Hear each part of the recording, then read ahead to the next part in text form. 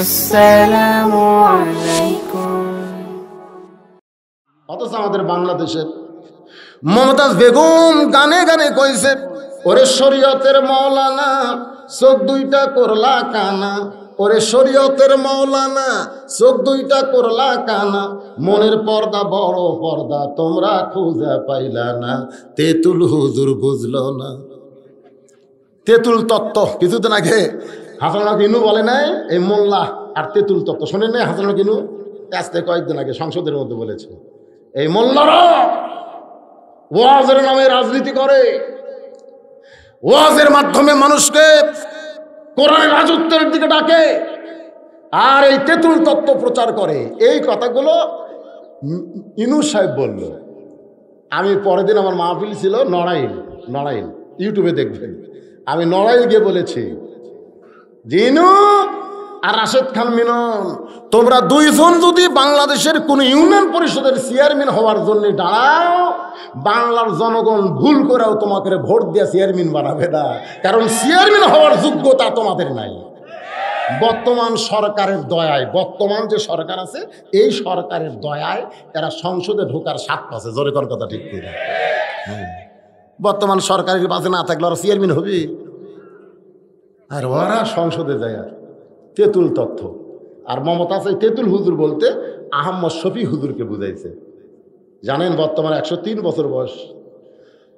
গোটা বাংলাদেশের ভিতরে সমস্ত আলেমেরা যাকে মাথার তাজ বলে সম্মান করে, আলেমদের ওস্তাদ, লক্ষ লক্ষ আলেমের ওস্তাদ আহমদ শফি, তাকে বানাইছে তেতুল হুজুর। জরিকন কি হুজুর?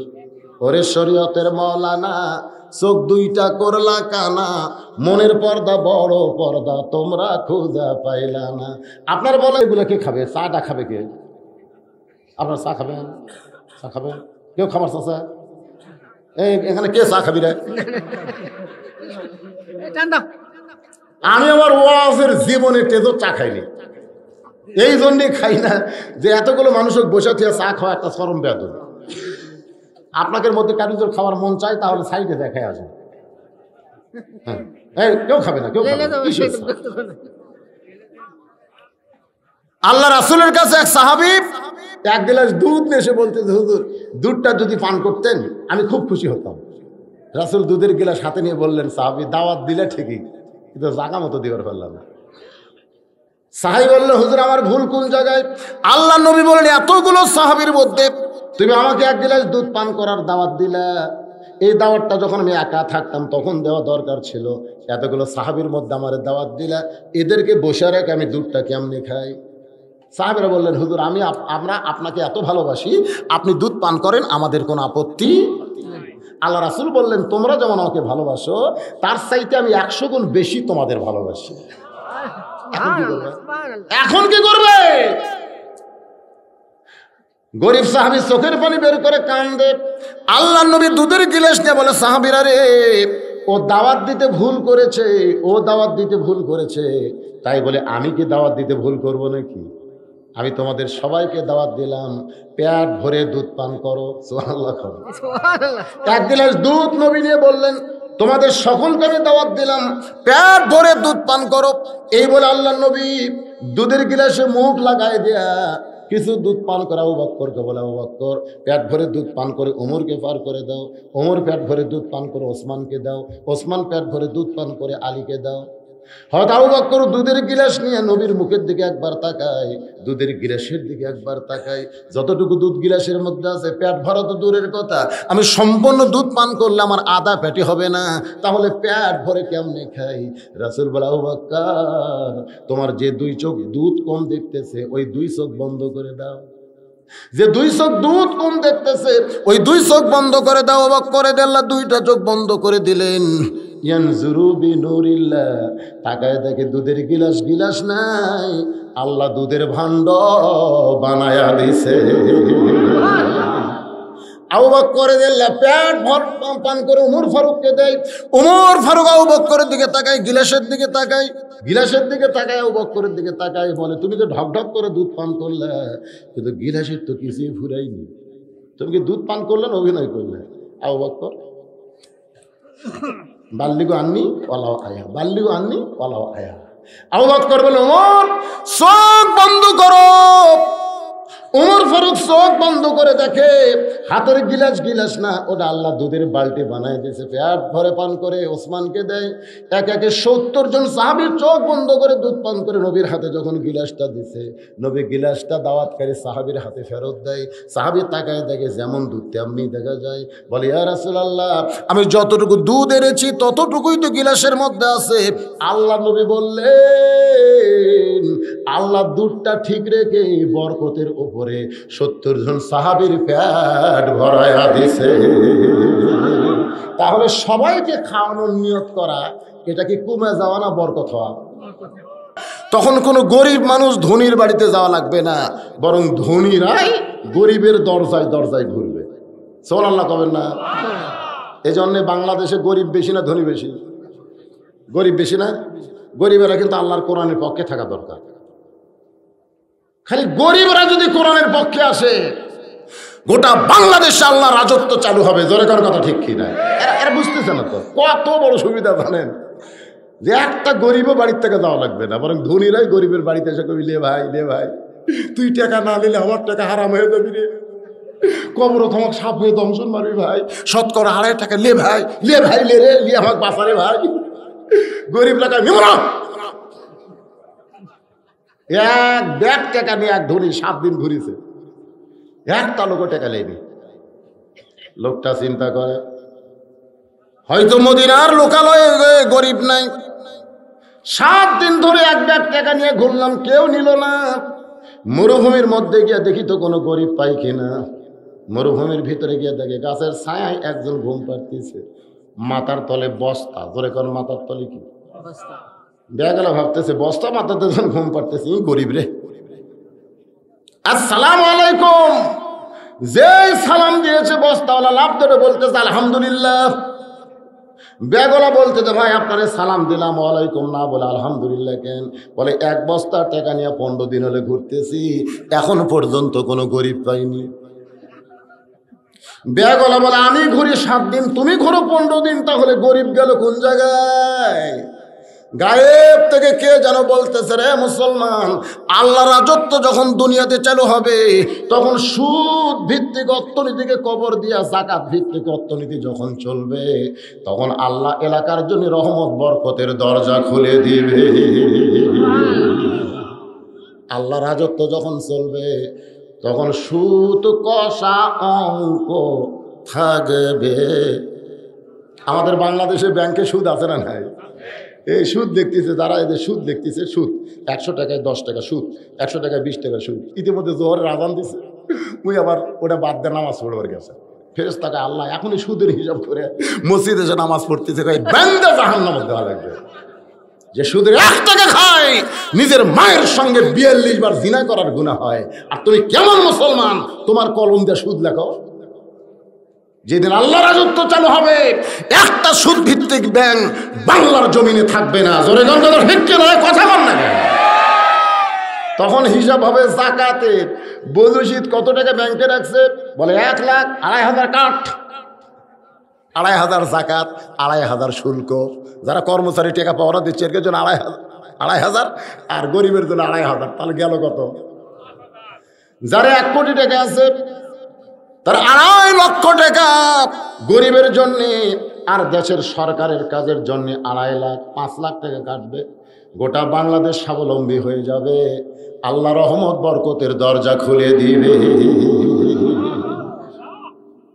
মেয়েটা বলে পথিক, আমার ইমান বলতেছে 6 দিন হলে হযরত ওমরকে আমি খুঁজতেছি, আর 1 দিনের মধ্যে আমি পেয়ে যাব ইনশাআল্লাহ।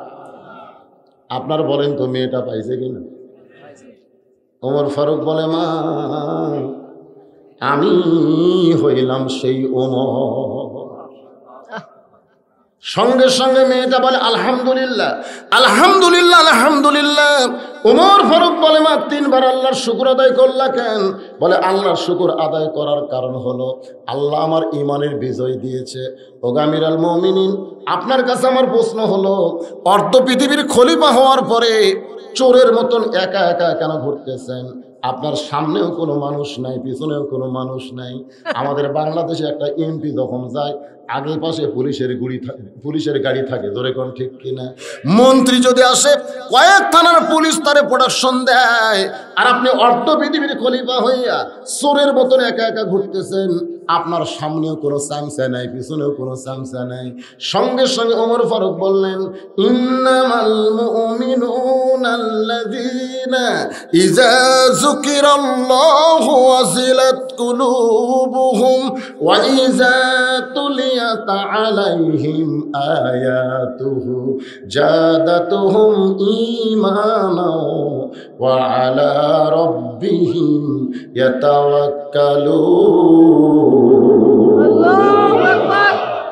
যখন আল্লাহর কোরআন দিয়ে আল্লাহর রাজত্ব দুনিয়াতে চালু হবে, তখন প্রত্যেকটা মুসলমানের ঈমান বেড়ে যাবে। জোরে গান কি বাড়বে? এমন পর্যায়ে ঈমান বেড়ে যাবে, দুনিয়ার কোনো র‍্যাব লাগবে না, পুলিশ রাখবে না। ওয়া আলা রাব্বিহিম ইয়াতাওয়াক্কালুন, কেবলমাত্র আল্লাহ পাক তার বডিগার্ড হয়ে যায়। ওমর ফারুক বলে, মা এখন বলো কি জন্য তুমি আমারে খুঁজতেছো 6 দিন? মেয়েটা বলতেছে, আমিরুল মুমিনিন, আমার জীবনের সবচাইতে বড় দুঃখ হলো ওমা নাকামু মিনহুম ইল্লা আইয়ুমিনু বিল্লাহিল আজিজিল হামিদ। আমি 6 বছর বয়সে ঈমান গ্রহণ করেছি। ঈমান গ্রহণ করার অপরাধে 12 বছর আমাকে জেলের জীবন কাটাতে হয়েছে। শুধুমাত্র ঈমান গ্রহণ করার অপরাধে 12 বছর। জোরে কোন কয় বছর? কোনো দোষ নাই, একটাই মাত্র দোষ। দোষটার নাম কি? আমার কথা কি আপনার বুঝতেছেন না? আজকে আমাদের বাংলাদেশে অনেক আলেম ওলামা জেল খাটতেছে। হয়তো আপনারা বলবেন অমুক দোষে অমুক দোষে, একটাও কিন্তু তাদের দোষ না। তাদের একটাই দোষ, আল্লাহর দুনিয়ায় কোরআনের সাম্রাজ্য চালু করা। জোরে কোন কথা ঠিক কি না? মিশর বলেন, ইরাক বলেন, ইরান বলেন, পৃথিবীর যেখানেই বলেন, মুসলমানেরা আল্লাহর জমিনে যখন আল্লাহ রাজত্ব কায়েম করতে যাবে, তখন একদল মানুষ তাদের শত্রু হবে। যেমন ছিল আবু জেহেল, যেমন ছিল নমরুদ, যেমন ছিল ফেরাউন। কিয়ামত পর্যন্ত এদের দোসর আছে না নাই? মেয়েটা বলতেছে 12 বছর আমি জেলের মধ্যে ছিলাম। সকালবেলা 3টা করে চাবুক মারছে, বিকালবেলা 3টা করে চাবুক মারছে। আমার দেহের এমন কোনো জায়গা নাই যে জায়গায় চাবুকের আঘাত লাগে নাই। আমিরুল মুমিনিন, আপনি যখন রোম পারস্য দখল করলেন, তখন আপনি ঘোষণা করে দিলেন আল্লাহ রাজত্ব যখন চালু হবে, তখন ওই জমিনে জেলখানার কোনো দরকার হবে না। আল্লাহ রাজত্ব যখন চালু হবে, অপরাধ করার সঙ্গে সঙ্গে শাস্তি দেওয়া। জোরে কোন কথা ঠিক কি না? জামাই পোষার কোনো সুযোগ নেই। জামাই পুষতেছে না, মুরগি চুরি করে ডাকাতের কাছে আর বিছনা হচ্ছে না, চুরি করে গেছে মুরগি চুরি জেলখানা। রাত্রে যখন শোবার গেছে, ডাকাতের কাছে বিছনা। ডাকাত কয়, কেরে অপরাধ কি? কয় মুরগি চুরি। মারছিল সব কোন চোরের সাথে আমি থাকবো না রে। তো বলে, ভাই তাহলে কি করবো? বলে, আমার মতন ডাকাত হ, আমি 2টা মার্ডার করে জেলে থাকছি। ও জোরহাত করে বলে, দাদা এবারের মতন মাফ করে দেন, খালি বের হই, কি হয়ে ঢোকা লাগবে আমার জানা হয়ে গেছে। আসলে জেলখানা এটা আল্লাহ রাজত্বে পছন্দ না। জোরে কোন সুবহানাল্লাহ। আল্লাহ রাজত্ব হলো চুরি করছে। কেমন চুরি করছে? ধনী হওয়ার জন্য করছে না অভাব মোচনের জন্য করছে? 3 দিন হলে না খেয়ে আছে, এই অবস্থায় যদি চুরি করে, তার কিন্তু হাত কাটার বিধান না। কিন্তু 1 তালা বাড়ি 3 তালা করার জন্য বাঁশ ঢুকাইয়া ব্রিজ বানাছে, এদের হাত কাটা। জোরে কোন কথা ঠিক কি না? রডের বদলে বাঁশ দিছে, রডের বদলে কি দিছে? এলা হচ্ছে চুরি। চাউল চুরি করছে, কাঁঠাল চুরি করছে, আম চুরি করছে, এলে চুরির জন্য হাত কাটবে। এলা হাত কাটার চুরি না তো। আমরা পাইকারি হারে মনে করি আম চুরি করলেও হাত কাটবে। তোর 100 টাকা দাম পাকা আছে, বাড়ির পাশে একটা গরিব মানুষ পড়ে গেলে কুড়ে নিলেও গেলাই, এরকম লোক আছে না? নাই। তোর আম চুরি করবি না তো কি করবি? তাই বলে আমি বলতেছি না চুরি করেন, কিন্তু আল্লাহ রাজত্ব যখন চালু হবে, এইরকম ছোটখাটো চুরির জন্য হাত কাটবে না, হাত কাটা হবে বড় চুরির জন্যে। আমিরুল মুমিনিন রোম পারস্য যখন দখল করলেন, তখন আপনি বললেন আল্লাহর আইন দিয়া রাজ্য চলবে। জেলখানার দরজাগুলো মুক্ত হয়ে গেছে। আমি জেলখানা থেকে বের হয়ে যাব কোথায়? আমার দাদা খ্রিস্টান, আমার বাবা খ্রিস্টান, আমার মা খ্রিস্টান, রোম দেশের সকলেই খ্রিস্টানদের মধ্যে আমি একজন মুমিনা নারী। আমি এখন যাব কোন জায়গায়? এই জন্য আজকে জেল থেকে বের হয়ে 6 দিন হলে আপনাকে খুঁজতেছি। যদি আপনাকে পাই, আপনার কাছে অধম মেয়েটা একটু আশ্রয় চায়। ওমর ফারুক ছোট বাচ্চার মতন কান্দের, বলে মা আমি তোমাকে আশ্রয় দিবার পারবো না, আমি তোমাকে আশ্রয় দিবার পারবো না। মেয়েটা বলে, একটা অসহায় মেয়েকে আপনি আশ্রয় কেন দিবেন না? ওমর ফারুক বললেন, মা ইসলাম কোনোদিন কাউকে আশ্রয় দেয় না, বরং ইসলাম মানুষকে অধিকার দেয়। জোরে কর সুবহানাল্লাহ। মেয়েটা বলতেছে, ইসলামে আমার কি অধিকার আছে? ওমর ফারুক বললেন, এই মুহূর্তে তোমার বয়স কত? বলে বয়স হলো 18।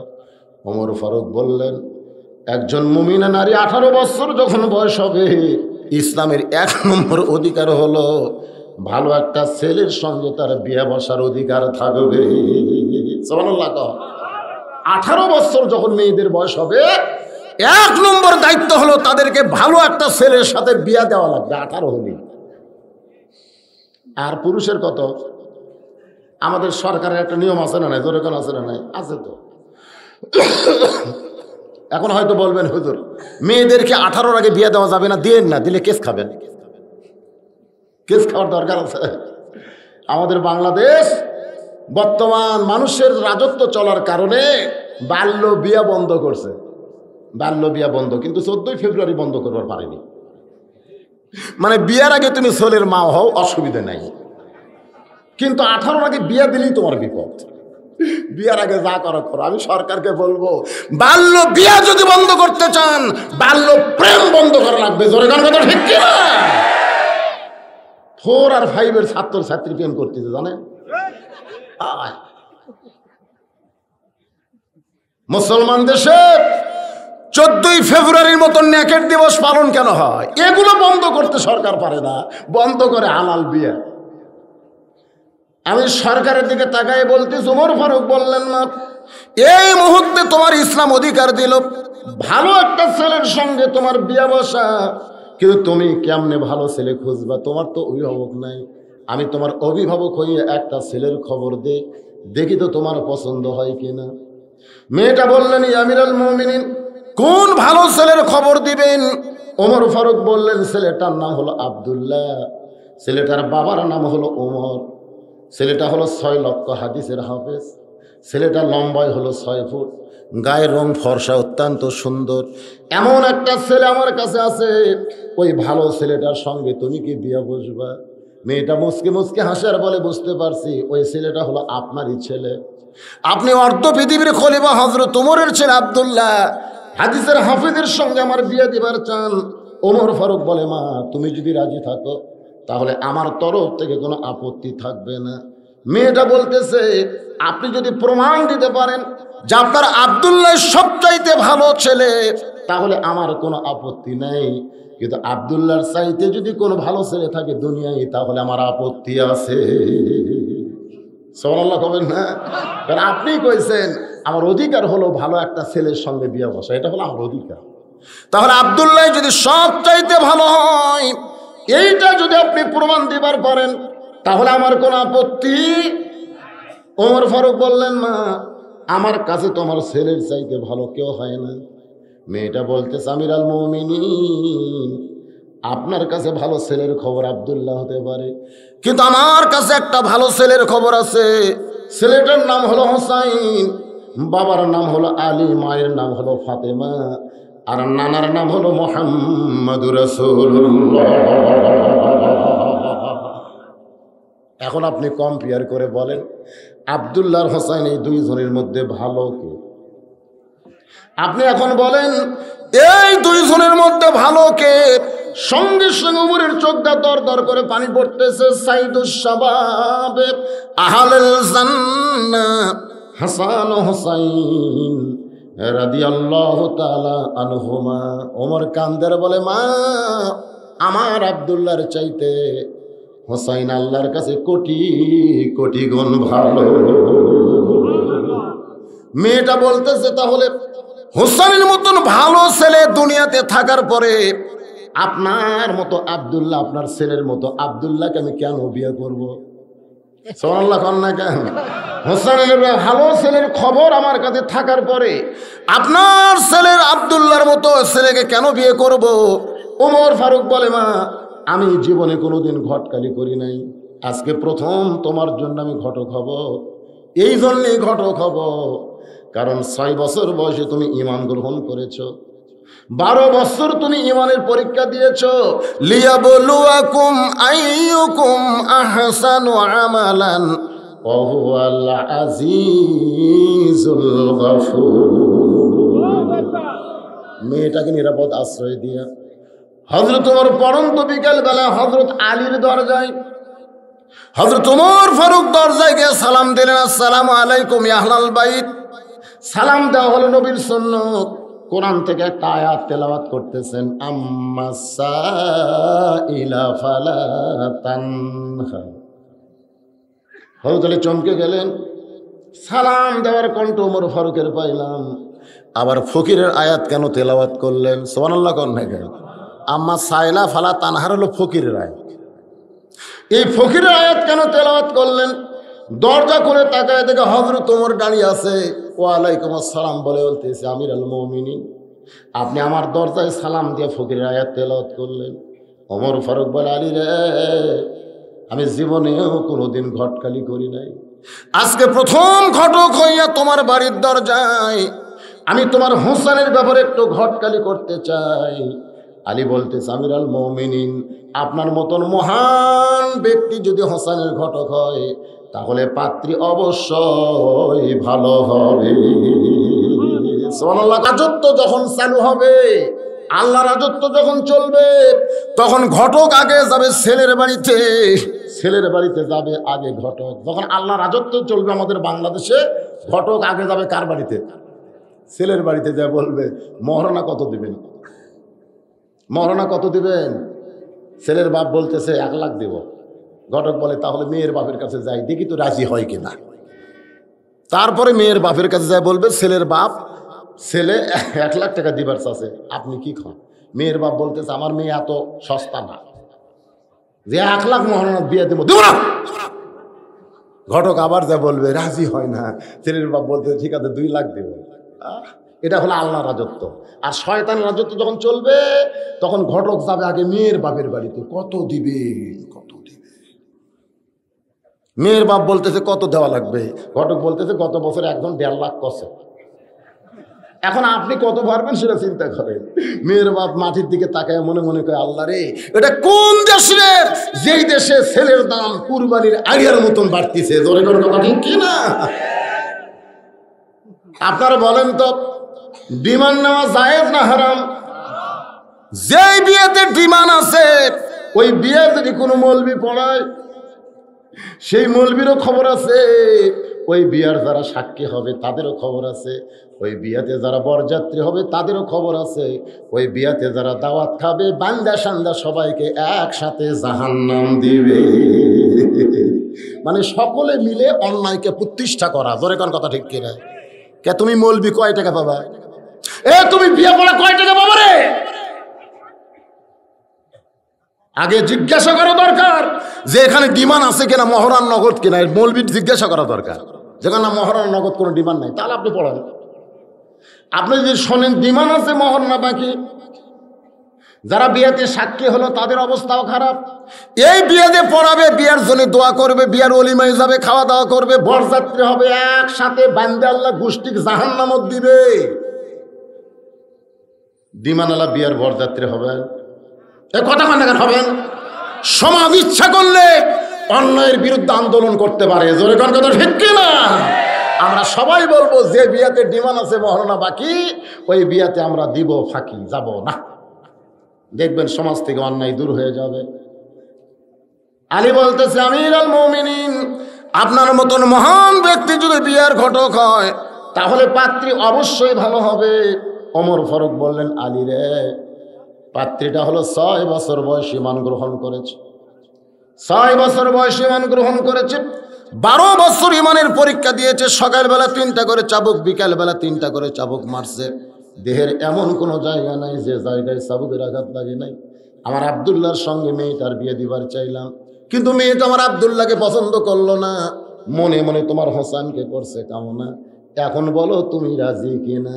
আলী বলতেছে, আমিরুল মুমিনিন, আমি মনে মনে মনে মনে হোসেনের জন্যে এমন একটা বউ খুঁজতেছিলাম। তোমার বলে, আলী তাহলে আসো আমার বুকের মধ্যে। দুইজন মিলে যখন কোলাকুলি করতেছে, আমরা দুইজন যদি রাজি কিয়া করে গা কাজী। এমন সময় হোসেন ঘর থেকে বের হয়ে বলতেছে, ইয়া আমিরুল মুমিনিন, আমার বাবাকে বুকের মধ্যে নিয়ে যেভাবে আনন্দ করতেছেন, মনে হয় বিয়া আপনারাই করবেন। যেই বলছে মনে হয় বিয়া আপনারাই করবেন, যে ওমর রাস্তাতে গেলে শয়তান 40 দিন যায় না, সেই ওমরের সামনে এমন কথা যদি অন্য কেউ কইতো, তার অবস্থাটা কি হইতো? কিন্তু আবু বকর জানাইছে, ওমর জন্মসূত্রে জান্নাতি হয়ে জন্মেছে, তাদেরকে বেয়াদব বলা যাবে? জোরে বলেন না সুবহানাল্লাহ। ওমর ফারুক বলে, হোসাইন, আমি তোমার মুরব্বী, তোমার বাবাও তোমার মুরব্বী, আমরা দুইজন মিলে যদি একটা সিদ্ধান্ত নেই, তুমি কি সেইটা কবুল করবা না? হোসেন বলতেছে, আপনি আমার মুরব্বী জানি, আমার বাবাও মুরব্বী জানি, কিন্তু আসল মুরব্বী হিসাবে কেবলমাত্র আমার নানাকেই শুধু আমি মানি। লিল্লাহি তাকবীর। যাকে তাকে মুরব্বী মানলে তবলিগের মধ্যে মারামারি। জোরে কোন কথা ঠিক কিনা? 100 বছর ধরে যে তবলিগের মধ্যে কোনো ফাটাফাটি নাই, মারামারি নাই, কিন্তু গত 2-3 বছর হলে মারামারি আছে না নাই? আপনার বলেন তো কেন? কারণ এতদিন তাবলিগ এক মুরব্বী মানত, এখন আবার মুরব্বী দুটা করছে, 4টা না 2টা, কয়টা যাই হোক মুরব্বী বাড়ছে। আমি মক্কার যাই দেখি একজন হাত বান্ধিছে, এটি একজন হাত বান্ধিছে এই জায়গায়, একজন নাভির নিচে, আর একজন হাত ছাড়া দেওয়া আছে। আমি চিন্তা করলাম, ফেরি আমরা সবাই মুসলমান, এরকম কেন? তো যাই হাত বুকত বান্ধিছে, তাকে বললাম, ভাইজান আপনার হাত বুকে খেন। বলতেছে, আমার মুরব্বীর নাম হলো ইমাম শাফি, আর মুরব্বী ইমাম শাফি। আমি বললাম, যাই নাভির নিচে, বলে মুরব্বী ইমাম আবু হানিফা। তুমি হাত ছাইড়া দিছো, বলে আমার মুরব্বী হলো ইমাম মালিক। তাহলে কি বোঝা গেল? এক একজন এক এক মুরব্বীকে মানার কারণে এক একজনের হাত এক এক জায়গায় গেছে। আল্লাহ বলেছেন, কুল হে রাসূল আপনি বলেন, ইন কুনতুম তুহিব্বুনাল্লাহ ফাত্তাবিউনি, আমি আল্লাহকে যদি পাবার চাই 1000 মুরব্বির দরকার নাই, একটা মাত্র মুরব্বি, সেইটা হলো মুহাম্মাদুর রাসূলুল্লাহ।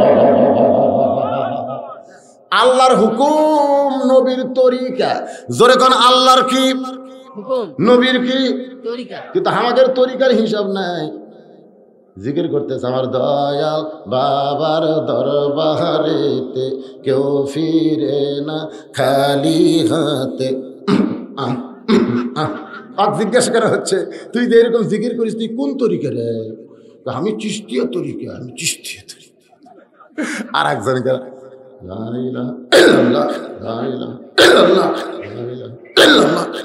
কে রে, তোর আগারটা শোনায় যায় না, পরকাটা ঝাঁকি মারি, তুই কোন তরিকা রে? মজাদির তরিকা। মজাদির আপনারা বলেন তো তরিকা কয়টা? কয় তরিকা? হোসেন বলতেছে, আপনি আমার মুরব্বী আমি জানি, আমার বাবাও মুরব্বী জানি, কিন্তু আসল মুরব্বী হিসাবে আমার নানাকে শুধু আমি মানি, নানা ছাড়া অন্য কাউকে মানা যাবে? ওমর ফারুক বলে, হোসাইন তুমি কি বোঝাবার চাও? হোসাইন বলতেছে, আমি কয়েকদিন আগে স্বপ্নে দেখেছি আমার নানা ঘরের মধ্যে আরাম করতেছে। আমি হোসাইন ঘরের দরজার কাছে গিয়ে বললাম, নানু ভাই আমি একটু ঘরের মধ্যে ঢুকতে চাই। আমার নানা বলতেছে, হোসাইন আমি এখন জান্নাতে আরাম করতেছি, খবরদার ঘরের মধ্যে ঢুকিস না। আমি হোসেন চমকে গেলাম, যেই নানা আমার ভাঙ্গা ঘরের মধ্যে শুয়ে আছে, আর সেই নানাকে আমি জান্নাতে আরাম করতেছি, দরজা না খুললে কি হবে? আমি একটা জানালার ফাঁক দিয়ে তাকায় দেখি আমার নানি উড়াতে বালিশ বানায় দিছে, আর সেই উড়াতে নানা মাথা দিয়ে শুয়ে আছে, নানি চুলের মধ্যে হাত দিয়ে এরকম বিলকি কাটতেছে। আমি রাগ করে বললাম, নানা ভাই নানির উড়াতে বালিশ বানায় শুয়ে থাকলে কি জান্নাতে থাকা যায়? আমার নানা বলে, হোসেন রে তুই ছোট্ট মানুষ বুঝবি না, তোর নানির মতন বউ যদি কেউ ঘরে পায় ওই ঘরটা আল্লাহর জান্নাত হয়ে যায়। আমিরুল মুমিনিন, আমি তখন থেকে সিদ্ধান্ত নিয়েছি, আমার নানা যেমন বিয়ে করেছে, আমার বাবা যেমন বিয়ে করেছে, ও বাবা আপনি বলেন তো আমার মা আপনার কেমন বউ? আপনি বলেন তো বাবা আমার মা আপনার ঘরে আসার পর থেকে আপনার ঘর কেমন, শান্তি না অশান্তি? আমার নানা যদি নারীর বউ বানায় ঘর জান্নাত হয়, আমার বাবা যদি মাকে বিয়ে করার পরে ঘর জান্নাত হয়, আমি হোসাইন তেমন একটা বিয়ে করব যে বউটা ঘরে আসার পরে আমার ঘরটাও আল্লাহর জান্নাত হবে। ভাবিয়া করিও কাজ, করিয়া ভাবিও না। যারা বিয়া করেননি তারা এখন থেকে চিন্তা করেন, এখন থেকে চিন্তা করেন। বিয়ে করার পরে আর পোস্তালাভ নাই। পোস্তালাভ আছে? আমার বউ যখন ওর বাপ আসবে, আমার শ্বশুর যখন আসবে, তখন আমার কানে কানে কয় আমার আব্বা দেশি মুরগি খায়, আমার আব্বা কানুস খায়, আমার আব্বা ট্যাংরা খায়, আমার আব্বা এশিয়ার দই মিষ্টি খায়। ঠিক আছে রে, তোর বাপ আসুক রে, আনমরে। আমার শ্বশুর যেদিন আসে তার আগের দিন আমি কিনে নিয়ে দিই। আমার বউ শ্বশুরের সামনে মাছ পাক, গোস্ত পাক, ডিম সব। আর এক টুকরা খান আব্বা। আমার শ্বশুর আর পারতেছে না, মা আর পারতেছে, খান আব্বা আর এক টুকরা খান হবে। আমার শ্বশুর খাবে না, তাও জোর করে খাওয়ায়। কিন্তু আমার বাপ যখন আসে, ওই 15 দিন আগেকার পুরাতন বিস্কুট বের করে দিছে। আমার বাপের সামনে এক থালি বিস্কুট দিছে। আমার বাবা বিস্কুট কামড় দেয়, দাঁতের সঙ্গে শিকটা লাগে, মানে পুরানো হয়ে গেছে ভাই, পটমটার শব্দ হয় না, শিকটা সাপ। আব্বা কয় কে রে বা, যতদিন তোর বাড়িতে আসি তোর বউ এমন বিস্কুট দেয় খালি দাঁতের সাথে লাগে যায়। আমি কইলাম কে রে, তোর বাপ আসলে, হ্যাঁ, আর আমার বাপ আসলে, হ্যাঁ, লিয়াবলুয়াকুম আইয়ুকুম আহসানু আমালা। আল্লাহ বলতে ভালো আমলের পরীক্ষা করবো। আমি তখন ঘরের মধ্যে যাই, আমার বউ মুচকে হাসি দিই, হাসতেছি, কারণ রাগ করলে তো আসবি না। আব্বা কিন্তু বসে আছে, বউ যেই ঘরের মধ্যে আছে, আমি দরজার সিটকি তুলে দিছি। আব্বা এই হুজুর বউ ঘরের মধ্যে তুলে। আমি বলি আব্বা নতুন সুন্দর একটা আমল করবো। আব্বা আপনি চিল্লান না, আব্বা আপনি চিল্লালে ভালো আমল করা যাবি না তো। আইয়ুকুম আহসানু আমালা, সুন্দর আমলের পরীক্ষা হবে। আপনি চুপ থাকেন, আর কোনোদিন শিক্ষা চা খাওয়া লাগবে না আব্বা, একটু চুপ থাকেন। কি আমল করি আপনি ওটা শোনেন। সিটকি লাগে দেয়, খুব জোরে ধরা হবে না। এই ফকুনির বেটি, তোর বাপ আসলে ট্যাংরা খায়, দেশি মুরগি খায়, কানুস খায়, এশিয়ার দই মিষ্টি খায়, আর আমার বাপের সামনে শিকটা সব বিস্কুট করে। ফকুনির বেটি, তো 3 কথা দিয়ে বউ করছি রে, 3 কথা দিয়ে তো তালাক দেবো। আমার বইয়ের অভাব পড়ছে, বাপ মায়ের অভাব আছে, কিন্তু বইয়ের অভাব নেই। 2 পাও ধরে বলতেছে খালি ছেড়ে দেন আর জীবনে। ওই যে আমল করছি ভাই, এরপরে আমার বাপ আমার কোনোদিনও কয়নি যে শিকটা সব বিস্কুট দিছে। ভাবিয়া করিও কাজ, করিয়া ভাবিও না। যদি আমি দেখে শুনে বিয়ে করতাম, আমার বাবার পাতে শিকটা সব বিস্কুট যাইতো না। জোরে কোন কথা ঠিক কিনা রে যুবকেরা? এখনো যারা বিয়ে করো নাই, আমার মায়েরা বোনেরা যারা পর্দার অন্তরালে, একটু মনোযোগ দিয়ে শুনবেন। মা হোসাইন বলতেছে, আমিরুল মুমিনিন, আমার নানা যেমন বিয়ে করেছে, আমার বাবা যেমন বিয়ে করেছে, আমিও তেমন একটা বিয়ে করতে চাই। ওমর ফারুক বললেন, হোসাইন আমি যে মেয়েটার ঘটকালি করতেছি, এই মেয়েটা অত্যন্ত ভালো। 6 বছর বয়সে ঈমান গ্রহণ করেছে, 12 বছর ঈমানের পরীক্ষা দিয়েছে, এরপরও ঈমান হারা হয় নাই। হোসেন বলতেছে, আমিরুল মুমিনিন, মেয়েটা আপনার কাছে ভালো হতে পারে, কিন্তু আমার কাছে নাও হতে পারে। ওমর ফারুক বললেন, তুমি মেয়েটাকে এক নজর দেখলা না, মেয়েটার সঙ্গে কোনো কথাবার্তা হলো না, এরপরে মেয়েটা খারাপ তুমি কেমনে বোঝো? হোসেন বলতেছে, আমি খারাপ ভালো বলতেছি না, আমি সিদ্ধান্ত নিয়েছি আমি সেই মেয়েকে বিয়ে করব যে মেয়েটা আমার 3টা প্রশ্নের উত্তর দিতে পারবে। সুবহানাল্লাহ। হোসেন বলতেছে, আমিরুল মুমিনিন, আমি সেই মেয়েকে বিয়ে করব যে মেয়েটা আমার 3টা প্রশ্নের উত্তর দিবার পারবে। ওমর ফারুক বলে, হোসেন তুমি কি 3টা প্রশ্ন করবে? হোসেন বলতেছে আমি দুনিয়ার মানুষের কাছে প্রশ্ন আউট করব না, আমি যাকে বিয়ে করব সেই মেয়ের সামনেই শুধু প্রশ্ন আউট হবে। ওমর ফারুক বলে আলী রে, তোমার হোসেন কি 3টা প্রশ্ন করবে তোমার কি জানা আছে?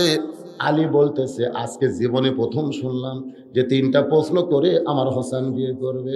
ওমর ফারুক বলতেছেন যেই প্রশ্ন আলী জানে না, যেই প্রশ্ন ওমর জানে না, সেই প্রশ্নের উত্তর মেয়েটা কেমনে দিবে? কানতে কানতে মেয়েটার ঘরের দরজায় গিয়ে বলে মা আমার আব্দুল্লাহকে বিয়ে কর রে মা, 6 লক্ষ হাদিসের হাফেজ আব্দুল্লাহকে বিয়ে করলে তুই ঠকবি না। মেয়েটা বলতেছে আমির আল মুমিনিন একই কথা কেন বলতেছেন? যদি আপনি বলেন হোসেনের চাইতে আপনার আব্দুল্লাহ ভালো তাহলে আমার কোনো আপত্তি নাই, কিন্তু আপনি যখন বলেছেন ভালো একটা ছেলেকে বিয়ে করার অধিকার আমার আছে, তাহলে হোসেন থাকতে আমি আব্দুল্লাহকে বিয়ে কেন করব? ওমর ফারুক বলে মা হোসেন সেই মেয়েকে বিয়ে করবে যে মেয়েটার 3টা প্রশ্নের উত্তর দিবার পারবে, যেই প্রশ্ন আমি ওমর জানি না তার বাবাও জানে না, তাহলে তুমি কেমনে উত্তর দিবে? মেয়েটা ঘরের ভিতর থেকে বলতেছে আমির আল মুমিনিন হোসেন কি 3টা প্রশ্ন করবে আমি জানি না, তবে আমার ঈমান বলতেছে আমি না পারলেও আমার আল্লাহ পারাবে। যখন আল্লাহর রাজত্ব দুনিয়াতে চালু থাকবে তখন প্রত্যেকটা মুসলমানের ঈমান এত বেড়ে যাবে নিজের শক্তি খেয়াল করবে না, শক্তি খেয়াল করবে আমার আল্লাহ। ধরে কোন ঠিক কিনা? আপনারা বলেন তো আমাদের জাতির পিতা হযরত ইব্রাহিম যখন চড়কের উপরে বসেছিলেন নিচে নমরুদের চুলা এরকম দাও দাও করে জ্বলেছে, ঠিক কিনা বলেন? বারবার কিন্তু নমরুদ বলেছিল ইব্রাহিম আগুনে পড়ে তুই সারকার হয়ে যাবি, আগুনে পড়ে তুই সারকার হয়ে যাবি। ইব্রাহিম নবী কিন্তু মুস্কি মুস্কি হেসে বলেছিলেন নমরুদ তুই যে আগুনের কথা আমাকে বারবার বলিস, আমি সে আগুনের স্রষ্টার প্রেমে পাগল হয়েছি। সুবহানাল্লাহ। নমরুদ তুমি আগুন জ্বালাবার পারো কিন্তু পোড়ানোর ক্ষমতা কার হাতে? আমি সে আল্লাহর সঙ্গে বন্ধুত্ব করেছি, দেখি আমার আল্লাহ কি করে। এখান থেকে বোঝা গেল যারা আল্লাহর হবে তাদের কলিজার মধ্যে শুধু থাকবে কে? আরো জোরে বলেন কে? শুধু আল্লাহ থাকবে। মেয়েটা বলতেছে আমির আল মুমিনিন হোসেন কি 3টা প্রশ্ন করবে আমি জানি না, তবে আমার ঈমান বলতেছে আমি না পারলেও আমার আল্লাহ পারাবে। আপনাদের ঈমান কি কয়? এটার কথা বলতেছে না। আমার 5 ফেরে একজন বলতেছে হুজুর বর্তমান প্রধানমন্ত্রী যতদিন বেঁচে আছে ততদিন ওই জায়গাত যাওয়ার ক্ষমতা কারো নেই। আমি বললাম কেমনে? আমার ঈমান তাই কয় হুজুর, যতদিন বেঁচে আছে ওই জায়গাত কেউ যাবার পারবে? আমি বললাম ভাই তাহলে আর কত বছর? বলতেছে তা ধরেন 50 বছর। আমি বললাম এটাই তোমার ঈমান? এটাই আমার ঈমান, আপনি কি করবেন? আমি তখন বললাম দেখো 50 বছর না 5 বছর না 10 বছর এটা কোনো মুসলমান হিসাব করে বলতে পারবে? যেরকম পারবে, কারণ 9টার সময় রাত 9টার সময় 4 তলা বিল্ডিং, 2 লক্ষ টাকার খাট, 12,000 টাকার কম্বল, 9টার সময় গায়ে দেয়া বলতেছে আমার ঘর আমার বাড়ি আমার নামাইকে। এই কয়ে চোখে মুখে কম্বল দিয়ে শুয়ে পড়ছে রাত 9টায়। আমার বাড়ি আমার ঘর আমার নামাইকে। কিন্তু রাত 4টার সময় 48 সেকেন্ডের একটা ভূমিকম্প, রাত 4টার সময় 9টার সময় কছে আমাকে নামাইকে, আর 48 সেকেন্ডের একটা ভূমিকম্প কয়টার সময়? রাত 4টার সময়। খালি বিল্ডিং না বাড়ি আইনি, খালি ওই এত জোরে নামছে যে কম্বলের মধ্যে ওর লুঙ্গি আছে ওটা পরার কথা খেয়াল নেই। বিল্ডিং এর নিচে আসে বিল্ডিং এর দিকে তাকায় আছে। একজন এসে বলতে দেখে ভাই আমরাও তো নামছি রে, তোর পরের লুঙ্গি? হায় হায় লুঙ্গি তো কম্বলের মধ্যে। এখন চিন্তা করেন 9টার সময় যে লোকটা কইল আমাকে নামাইকে, 4টার সময় তাকে ন্যাংটা করে কে নামাছে? তাহলে মুসলমানের ঈমান হলো তো ইজ্জুমান তাশা পড়েন, তো ইজ্জুমান তাশা ওয়া তুযিল্লু মান তাশা বিয়াদিকাল খায়র ইন্নাকা আলা কুল্লি শাইইন কাদির। আল্লাহু আকবার। সম্মান দিয়া চেয়ারে বসানোর মালিককে, আবার ন্যাংটা করে নিচে নামানোর মালিককে। উপর জমিতে আধা হাত পানি আর আমার দাঁত পানি নাই, ওই চারিদিকে তাকাছে, কেউ নাই, কেউ নেই। আপনারা বলেন ওর নামাজ হচ্ছে? ফজরের নামাজ পড়ে দোয়া দরুদ জিকির করে চারিদিকে তাকায় দেখে কেউ নাই। আপনারা বলেন তো যারা প্রকৃত জিকির করে তারা কি চারিদিকে তাকায় না উপর দিকে তাকায়? কেউ না দেখলেও কে দেখছে? আরো জোরে বলেন কে দেখছে? ওমর ফারুক এক দৌড়ে হযরত আলীর বাড়িতে। আলী বলতেছে আমির আল মুমিনিন, কিছুক্ষণ আগে কানতে কানতে গেলেন, আবার কেন আইছেন? বলে তারিখ করতে চাই। হোসেন বলে কিসের তারিখ? ওমর ফারুক বলে বিয়ার তারিখ না, তুমি যে 3টা প্রশ্ন করবা মেয়েটা উত্তর দিবার পারবে কি পারবে না তার যাচাইয়ের তারিখ। আলী বলতেছে আমির আল মুমিনিন, যেই প্রশ্ন আপনি জানেন না আমি জানি না, সেই প্রশ্নের উত্তর মেয়েটা কেমনে দিবে? খামাকা তারিখ করে লাভটা কি? ওমর বলে আলী রে, ইমানের বলে বলিয়ান হয়ে মেয়েটা এমন কথা বলেছে, আমার মনে হয় মেয়েটা একলা না, মেয়েটার সাথে আমার আল্লাহ রয়েছে। ইমানের দাবি যদি কুরবানি হয়, সেই দাবি ঘরে বসে থাকা নয়। সবাই বলেন ইমানের দাবি যদি কুরবানি হয়, সেই দাবি ঘরে বসে থাকা নয়। ইমানের দাবি হলো কিছু বিনিময়, সেই বিনিময় যদি কলিজার ঘাম হয়, সেই ঘাম দিতে যেন তৈরি থাকি। ওগো দয়াময় আমার আল্লাহ দয়াময়। ঘরের মধ্যে বসে থাকে আর আল্লাহ আল্লাহ করেন। আপনার যে ঘর তো আল্লাহ আল্লাহ করতেছেন ওই এক না ঘর খালি ঠিক আছে, আর আপনার পাশের ঘরের মধ্যে আপনার বউ আর আপনার বেটি ভারতের স্টার জলসা জি বাংলা দেখতেছে, আপনার ঘর আর পাশের ঘর একই বাড়ির 2 ঘর, এক ঘর জিকির হয় আর এক ঘর হরি হরি হয়। কেরে মুসলমানের ঘর হরি হরি কেরে? যাই দেখেন আপনার বউ স্টার জলসা হিন্দুদের নাটক দেখতেছে, আর ওই নাটকের মধ্যে হিন্দুদের পূজার বাদ্য লোকের বাজতেছে। রাত 9টার সময় আপনারা যখন ঈশার নামাজ পড়ে বাড়ির যা ঘুমান, ফেরেশতা ঘুরবার আসে আপনাকে এই প্রামাণিক পাড়ার জানেন। আসা দেখে যে প্রত্যেক বাড়ির থেকে লোকের বাদ্য বাজতেছে। ওই স্টার জলসা জি বাংলা দেখার কারণে হিন্দুদের পূজার বাদ্য বাজতেছে। ফেরেশতাকে আল্লাহ এটা কোন এলাকা? আল্লাহ কালীবালার নাম তো কালী, এটা কোন এলাকা? আল্লাহকে আগে হিন্দু আছিল রে, এখন এরা মুসলমান। তো মুসলমানদেরকে ঘরের মধ্যে হিন্দুদের পূজার বাদ্য কেন বাজতেছে? শালারা ভালো আছে কিন্তু বউগুলা ঠিক করে পারেনি। স্বামীগুলা ভালো আছে, বউগুলা ঠিক করতে পারে নাই। যদি আপনি জান্নাতে যাবার চান, আপনার বউকে আপনার হেফাজতে আনতে হবে। জোরে জোরে কথা ঠিক কি না? মান তাশাব্বা বিকওমিন ফাহুয়া মিনহুম। রাসূল বলেছেন যে জাতির যে অনুসরণ করবে ওই জাতির সাথে বান্দে জাহান্নামে দেওয়া হবে। তো পূজার বাদ্য কারা বাজাবে, মুসলমান না হিন্দু? তা আপনাদের ঘরত বাজে কেন ডিশের লাইন? বদরের যুদ্ধ করে সাহাবেরা যে সব পাইছে, আপনি খালি কিসি দিয়ে ডিশের লাইন কাটেন, একই সব, একই সব। বর্তমানে বাংলাদেশে বদর যুদ্ধ নাই, আবার ঘরে ঘরে আছে, খালি কাপড় কাটা কিসি দিয়ে আপনি ডিশের লাইন বিসমিল্লাহকে কাটে দেন। বউ যদি কয় ডিশের লাইন কাটলে আমি থাকবো না, আপনি তখন বলবে যা পুরানা বউলে আর কতদিন থাকবো রে, যা যা পুরানা বউ। খালি যদি বলেন পুরানা বউ যা, ওই দৌড়াত করে আমি ডিজেল লাইনও দেখবো না, আমি আপনার ছাড়বো না। কিন্তু আমরা এই শক্ত কথা কবার পারি না দেখে বউ যা ইচ্ছা তাই। জোরে কোন কথা ঠিক কি না? একটা মরদ মানুষ স্টার জলসা জি বাংলা দেখেন, একটাও দেখেন। যদি কোনো পুরুষ মানুষ দেখে বুঝবেন এর মধ্যে হিজড়ার স্বভাব আছে। যদি কোনো পুরুষ দেখে, আপনাকে পুরুষের মধ্যে কেউ যদি হিন্দুকে স্টার জলসা জি বাংলা দেখে বুঝবেন তার মধ্যে কিসের স্বভাব আছে? হিজড়ার স্বভাব। কোনো মরদ মানুষ এই মেনা পেয়া পেয়া নাটক দেখতে না। কিরে ছেলেরা খেলা হাসতেছে রে, কিরে এরা যাবো আজ বুঝতেছে ভাই।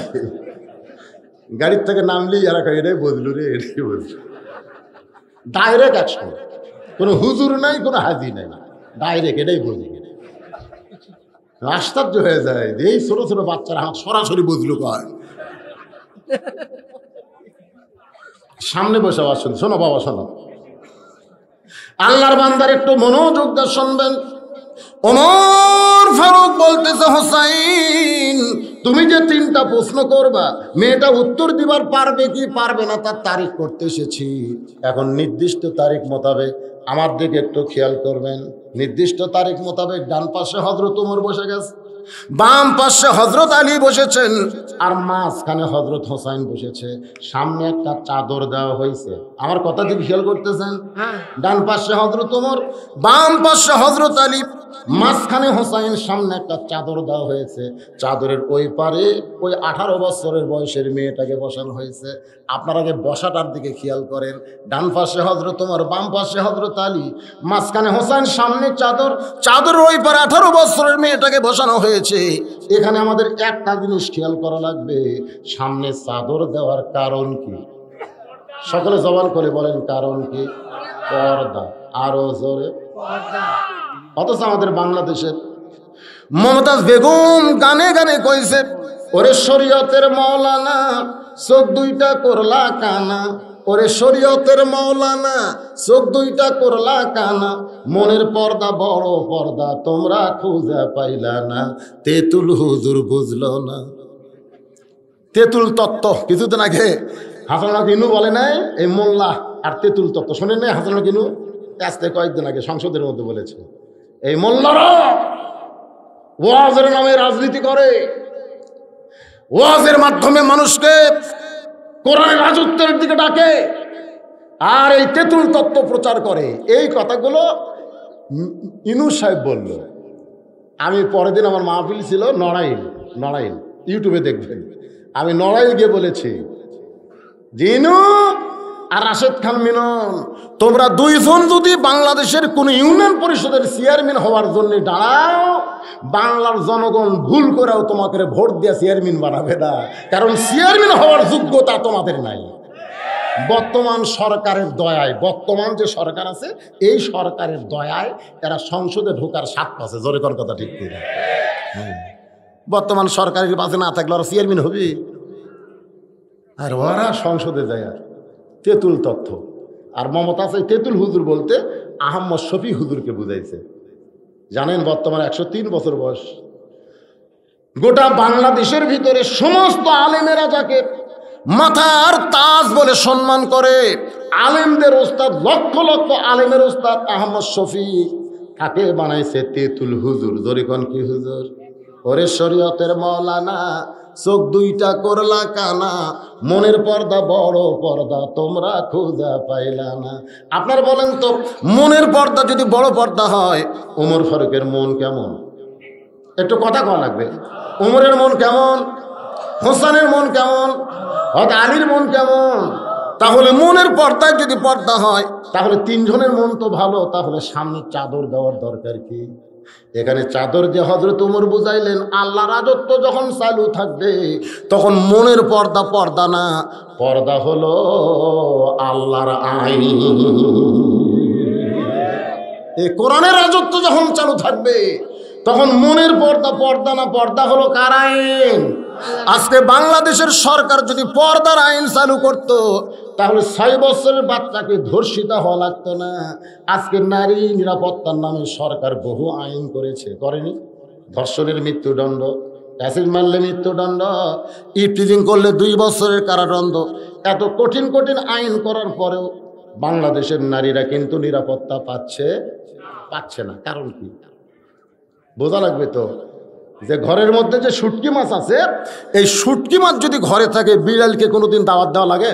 যে আমার ঘরে শুটকি আছে, বিড়াল তোমার দাওয়াত লাগে না। শুটকির গন্ধ বিড়ালের নাকের সাথে একটা সম্পর্ক আছে না নেই? বিড়াল ঘরের মধ্যে যায়, দেখে ঘরের দরজা খোলা পায়, বিড়াল খুশি হইয়া খাটের তলে ভুলকি দিয়ে দেখে পাতিলে শুটকি আছে, তার উপর কোনো ঢাকনা নাই। ঢাকনা ছাড়া শুটকির পাতিলে বিড়াল বিসমিল্লাহ ছাড়া মুখ দিয়ে সমানে শুটকি খায়। খসর খসর শব্দতে শুটকির মালিক চিন্তা করে, কে শব্দ কি? আইসা থেকে বিড়াল কাম সারতেছে। পিছন দিক থেকে বিড়ালকে খফ করে ধরে বলতেছে, বিড়াল আমার 2000 টাকা কেজি শুটকি তুই কেন খাইনি বল?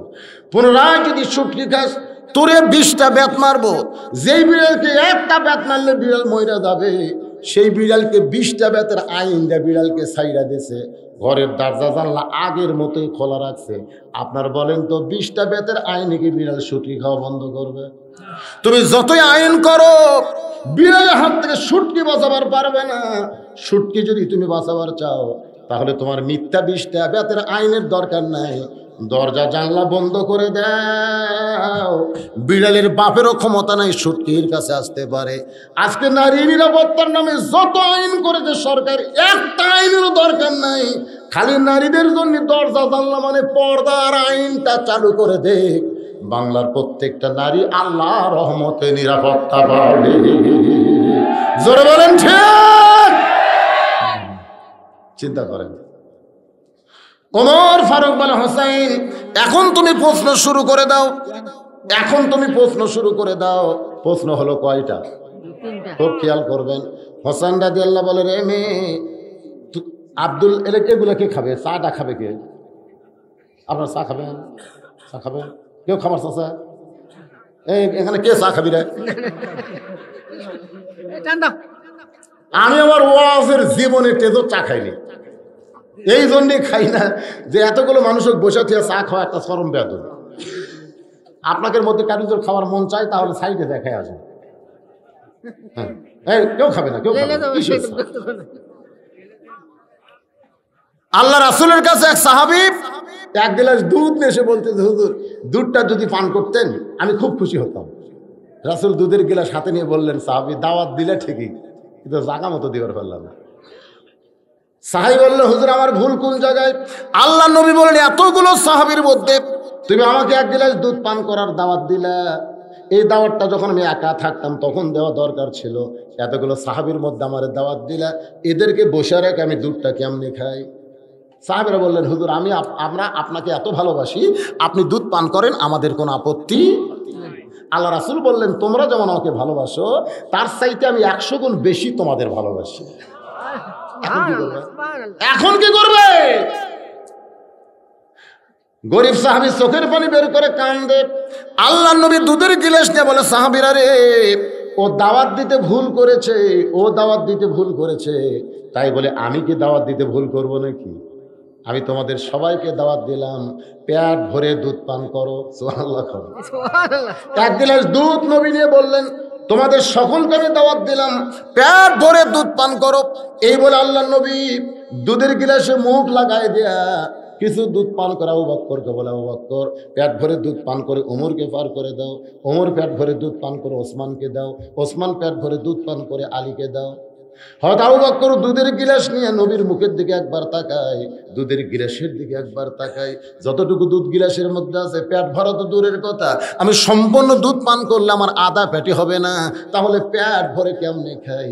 রাসূল বলে, আবু বকর তোমার যে 2 চোখ দুধ কম দেখতেছে ওই 2 চোখ বন্ধ করে দাও, যে 2 চোখ দুধ কম দেখতেছে ওই 2 চোখ বন্ধ করে দাও। অবাক করে আল্লাহ 2টা চোখ বন্ধ করে দিলেন। ইয়ানজুরু বিনুরিল্লাহ, তাকায় দেখে দুধের গিলাস নাই, আল্লাহ দুধের ভাণ্ড বানায়া দিছে। আবু বকরের দিল্লা পেট ভর পান করে ওমর ফারুককে দেয়। ওমর ফারুক আবু বকরের দিকে তাকায়, গিলাসের দিকে তাকায়, গিলাসের দিকে তাকায়, আবু বকরের দিকে তাকায়, বলে তুমি তো ঢক ঢক করে দুধ পান করলে, কিন্তু গিলাসের তো কিছুই ফুরাইনি, তুমি কি দুধ পান করলে না অভিনয় করলে? আবু বকর বাল্লিগো আননি ওয়ালাও আয়া, বাল্লিগো আননি ওয়ালাও আয়া। আবু বকর বলে, ওমর চোখ বন্ধ করো। ওমর ফারুক চোখ বন্ধ করে দেখে হাতের গিলাস না, ওটা আল্লাহ দুধের বালতি বানায় দিয়েছে, পেট ভরে পান করে ওসমানকে দেয়। একে 70 জন সাহাবীর চোখ বন্ধ করে দুধ পান করে নবীর হাতে যখন গিলাসটা দিছে, নবী গিলাসটা দাওয়াতকারী সাহাবীর হাতে ফেরত দেয়। সাহাবী তাকায় দেখে যেমন দুধ তেমনি দেখা যায়। বলে, ইয়া রাসূলুল্লাহ আমি যতটুকু দুধ এনেছি ততটুকুই তো গিলাসের মধ্যে আছে। আল্লাহ নবী বললেন, আল্লাহ দুধটা ঠিক রেখে বরকতের উপরে 70 জন সাহাবীর পেট ভরায়া দিছে। তাহলে সবাইকে খাওয়ানোর নিয়ত করা, এটা কি কমে যাওয়া না বরকত হওয়া? আমি তো বলতেছি এনারা সবাইকে খাওয়াবে, পোলা খাওয়াবে, তবারক নাই, তা আবার চা খাওয়ার কি দরকার? কি মন খারাপ করতেছেন? আল্লাহর বান্দার একটু খেয়াল করেন। উমর ফারুক বলে, হোসাইন এখন তুমি প্রশ্ন শুরু করে দাও। এবার হোসাইন রাদিয়াল্লাহু দাঁড়িয়ে প্রশ্ন করতেছে, একটু মনোযোগ দিবেন। হোসাইন বলতেছে, রে মেয়ে, তুমি একা একা বসে আছো, তাই বলে মনে করো না তুমি একলা হয়ে গেছো, বরং আমি হোসাইন বড় একা হয়েছি। ওমর ফারুক বলে, হোসাইন প্রশ্ন করা বাদ দে, তুমি কি বলতেছো? তুমি একা কেমনে হলে? তোমার ডান পাশে আমি বসে আছি, বাম পাশে তোমার বাবা বসে আছে, তাহলে তুমি কেমনে একলা হলে? হোসেন বলে, রে মেয়ে, তুমি একা একা বসে আছো তাই বলে মনে করো না তুমি একলা। আমার ডান পাশে যেই মহামানব, আমার বাম পাশে যে মহামানব বসে আছে, এই দুইটা মানুষ শুধু দেহ নিয়ে আমার পাশে বসেছে, কিন্তু মনে মনে তোমার পক্ষ নিয়েছে। আপনারা বলেন হযরত উমর কার পক্ষে? হযরত আলী কার পক্ষে? কিন্তু বসে আছে ছেলের পক্ষে, ছেলের ধারে। তার মানে বোঝা গেল ছেলের ধারেই শুধু দেহ নিয়ে বসে থাকলে হবে না, শুধু দেহ নিয়ে থাকলে হবে না, মনটার দিকে খেয়াল করা লাগবে। ওমর ফারুক বলো, হোসেন এখন তুমি প্রশ্ন করো। আমার মায়েরা যারা পর্দার অন্তরালে একটু মনোযোগ দিয়ে শুনবেন। হোসেন বলে, 1 নম্বর প্রশ্ন হলো, আমার মাকে তুমি জানো? যেই বলছে আমার মাকে তুমি জানো, সঙ্গে সঙ্গে হযরত আলী চমকে উঠছে, হযরত আলী চমকে উঠছে। আমি ছেলের সঙ্গে আছি, ছেলে আমার কথা না বলে তার মায়ের কথা কেন বলতেছে? হোসেন তো বলতে পারতো, এ মেয়ে, আমার বাবাকে তুমি জানো? বাবার কথা না বলে মায়ের কথা বলার পিছনে কারণ হলো, বাবা আনন্দে মাতিয়া সাগরে ভাসাইয়া সেই যে চইলা যায় খবর লয় না, মাজন ধরিয়া উদরে কতই যতন করে, 10 মাস পরে পায় প্রসবের বেদনা, এমন দরদি ভবে কেউ হবে না আমার মা। মা গো মা, একটা ডাক দেন তো, মা। কি কেমন লাগে? মা বলেন মা। কি বলবো প্রসবের কথা, মা বিনে সেই ব্যথা কেউ তো বুঝিবে না। মাজন ঠেকিয়া সন্তানের দায়, অকালে মা মারা যায়।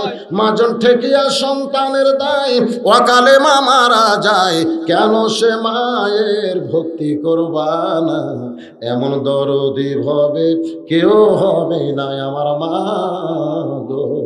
হোসেন বলতেছে, রে মেয়ে, আমার 1 নম্বর প্রশ্ন হলো, আমার মাকে তুমি জানো? সঙ্গে সঙ্গে মেয়েটা বলে, হোসেন, আপনার মাকে আমি চিনি।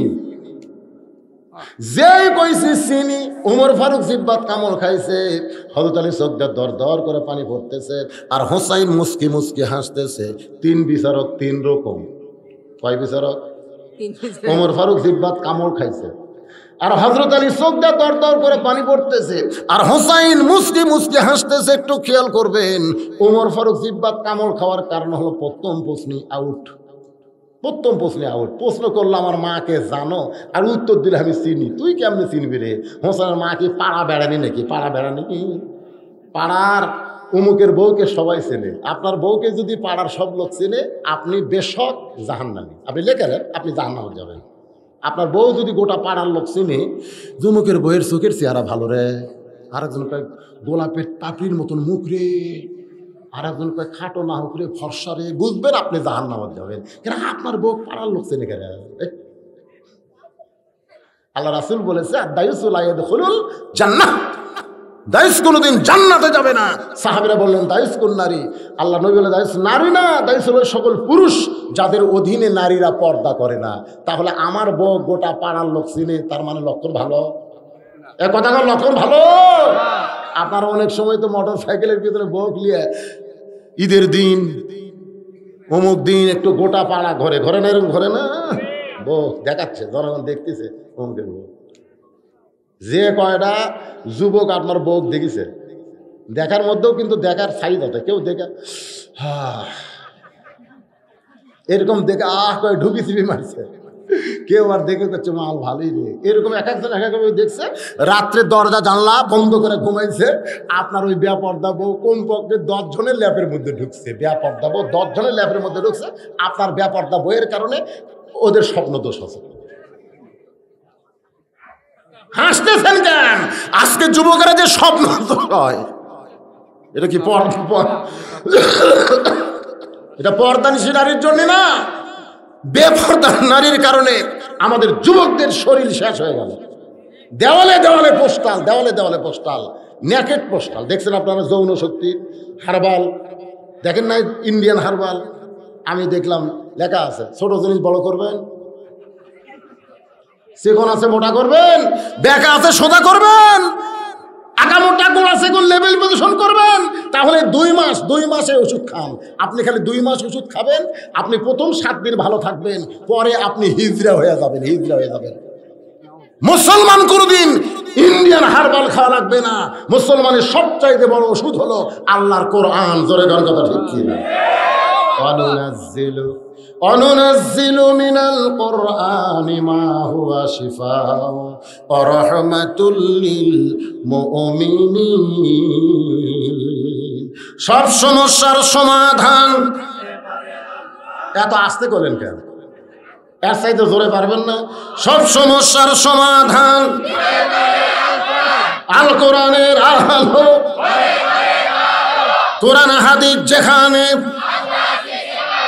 দুনিয়ার মুসলমান।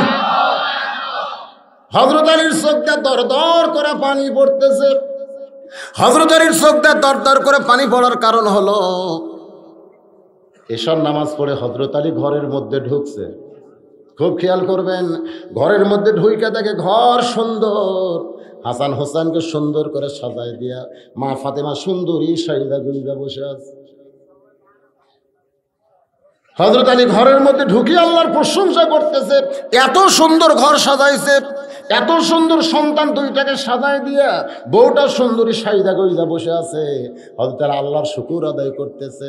এমন সময় ফাতেমা হাসান হোসেনকে বুকের মধ্যে নিয়ে বলে, বাবা তোমরা 2 ভাই একটু অন্য ঘরে যাও, তোমার বাবার সঙ্গে আমার গোপন কিছু গল্প আছে। হাসান হোসেন যখন অন্য ঘরে যায়, মা ফাতেমা আস্তে করে ঘরের দরজা বন্ধ করে দেয়। দরজা বন্ধ করার পরে হযরত আলী আরো আনন্দ নিয়ে বলে, ফাতেমা আজকে 6 মাস আগে নবী দুনিয়া থেকে বিদায় নেওয়ার পরে তুমি আমার সঙ্গে তেমন করে ভালো কথা বলো নাই, শুধু কান্নাকাটি করেছো। আজকে এত সুন্দর করে ঘর সাজাইছো, এত সুন্দর করে হাসান হোসেনকে সাজায় দিয়ে তুমি সুন্দরী সাইদা কইদা ঘরের মধ্যে বসে আছো। আমি আসার সঙ্গে সঙ্গে হাসান হোসেনকে অন্য ঘরে পাঠাই দিয়ে দরজা বন্ধ করলা। আসো আমার বুকের ভিতরে, আমি একটু তোমার সঙ্গে আদর সোহাগ প্রেম করতে চাই। ফাতেমার চোখ দিয়ে দর দর করে পানি পড়তেছে। আলী বলে, ফাতেমা কান্দার কারণ কি? বলে, ওগো স্বামী, আর কোনোদিন সুন্দর করে ঘর সাজাবার পারবো না, আর কোনোদিন হাসান হোসেনকে সুন্দর করে সাজাবার পারবো না, আর কোনোদিন সাইদা গুইদা আপনার সামনে দাঁড়াবার সময় হবে না, কারণ আজকে গভীর রাত্রে ফাতেমার মৃত্যু হবে। যেই মাত্র কইছে আজকে গভীর রাত্রে ফাতেমার মৃত্যু হবে, গাছের গোড়া কাটলে গাছটা যেমন ঠাস করে পড়ে যায়, হযরত আলী তেমনি পড়ে গেলেন ঘরের মাঝায়। মা ফাতেমা আস্তে করে স্বামীর মাথাটা উড়াতে নিয়ে বলে, স্বামী গো এমন করে আপনি কাঁদবেন না, কারণ আসলে যাইতে হবে। আল্লাযী খলাকাল মাউতা ওয়াল হায়াতা, এমন করে আপনি কাঁদবেন না, কারণ আসলে যাইতে হবে। আমি পর্দানিশী ফাতেমা সবসময় আল্লাহকে বলেছিলাম, আল্লাহ আমার মৃত্যুটা পর্দার ভিতরে দিও। আল্লাহ আমার দোয়া কবুল করেছে, এই জন্য আজকে রাতের অন্ধকারকে পর্দা বানায় আমার মৃত্যু হবে। আমি মরে যাওয়ার পর আমার 3টা চাওয়া কিন্তু আপনাকে পুরা করা লাগবে। আলী কান্দার বলে, ফাতেমা দুনিয়ার জীবনে গরিব ছিলাম বলে তুমি আমার কাছে কিছুই চাইলা না, আজকে মরার সময় তুমি কি চাইবা ফাতেমা? বলে, আমার 1 নম্বর চাওয়া হলো রাতের অন্ধকারই আমাকে দাফন করা লাগবে। রাতের অন্ধকারে মৃত্যুবরণ করব, আর দিনের আলোতে যদি দাফন করেন তাহলে আমার কবরের পর্দা থাকবে না, এই জন্য রাতের অন্ধকারই আমাকে দাফন করা লাগবে। ওগো স্বামী, আমার 2 নম্বর চাহিদা হলো আমার কোনো জানাজার ব্যবস্থা করবেন না। আলী বলে, ফাতেমা তুমি নবীর কলিজার টুকরা, লক্ষ মানুষ তোমার জানাজায় হাজির হবে, তুমি জানাজা কেন নিষেধ করতেছো? ফাতেমা বলে, ওগো স্বামী লক্ষ মানুষ হাজির হয়ে আমার লাভটা কি? যদি লক্ষ মানুষ বলে ফাতেমা ভালো, আর আপনি যদি বলেন ভালো না, ওই লক্ষ মানুষের দোয়াতে ফাতেমার 1 তিল পরিমাণ লাভ হবে না। আর দুনিয়ার তামাম মানুষ যদি বলে ফাতেমা খারাপ, আর আপনি যদি বলেন আমার বউ ফাতেমা ভালো, এক স্বামীর সার্টিফিকেটে ফাতেমার 8টা জান্নাতের দরজা আল্লাহ খুলে দিল। ওগো স্বামী, আমার 3 নম্বর চাহিদা হলো আমার লাশটা খাটনিতে তুলবেন না, কারণ আমার লাশ কান্দে নেওয়ার মতন পুরুষ মানুষ দুনিয়াতে তেমন নাই। যদি আমার বাবা দুনিয়াতে থাকতো, মরা মেয়ের লাশের খাটনি বাবা কান্দে নিবার পারতো। আমার হাসান হোসেন যদি বড় হইতো, মায়ের লাশের খাটনি কান্দে নিবার পারতো। ওগো স্বামী, আমার বাবা বিদায় নিয়েছে, আমার হাসান হোসেন এত ছোট, খাটনি কান্দে কে নিবে? আপনি আমার লাশটা জান্নাতের বাকির পূর্ব কোনায় সবুজ রঙের একটা বাতি জ্বলবে, ওই বাতি বরাবর আমাকে দাফন করবেন রাতের অন্ধকারে। দুনিয়ার কোনো মানুষ যেন আমার কবরের খবর না জানে। বাজান গো, হযরত আলী এক দৌড়ে গেছে আবু যর গিফারের কাছে। আবু যর বলে কাঁদতেছে। আবু যর চমকে যায়, গভীর রাত্রে এমন করে কে কান্দে? দরজা খুলে তাকায় দেখে আলী। কি জন্যে কান্দো আলী? বলে আমার ফাতেমার জন্য কবর খুঁড়তে হবে। রাতের বেলা কেন, দিনের বেলা হবে না? বলে পর্দা নিশে ফাতেমা গোপনে বিদায় নিবে, দুনিয়ার কোনো মানুষ যেন কবরের খবর না জানে। আবু যর গিফারে কবর খুঁড়তে পারে নাই, যতটুকু খুঁড়েছে। এরপর হযরত আলী কবর খুঁড়ে ফাতেমাকে যখন দাফন করে মাটি দিয়ে যখন আসমানের দিকে তাকায়, বলে মাবুদ, আমার ফাতেমা রাতের অন্ধকারে বিদায় নিল, রাতের অন্ধকারে কবর দেওয়া হলো। এই বলে যেই মাত্র কবরের দিকে তাকাইছে, দেখে সামনে কয়েকটা পুরাতন কবর দেখা যায়।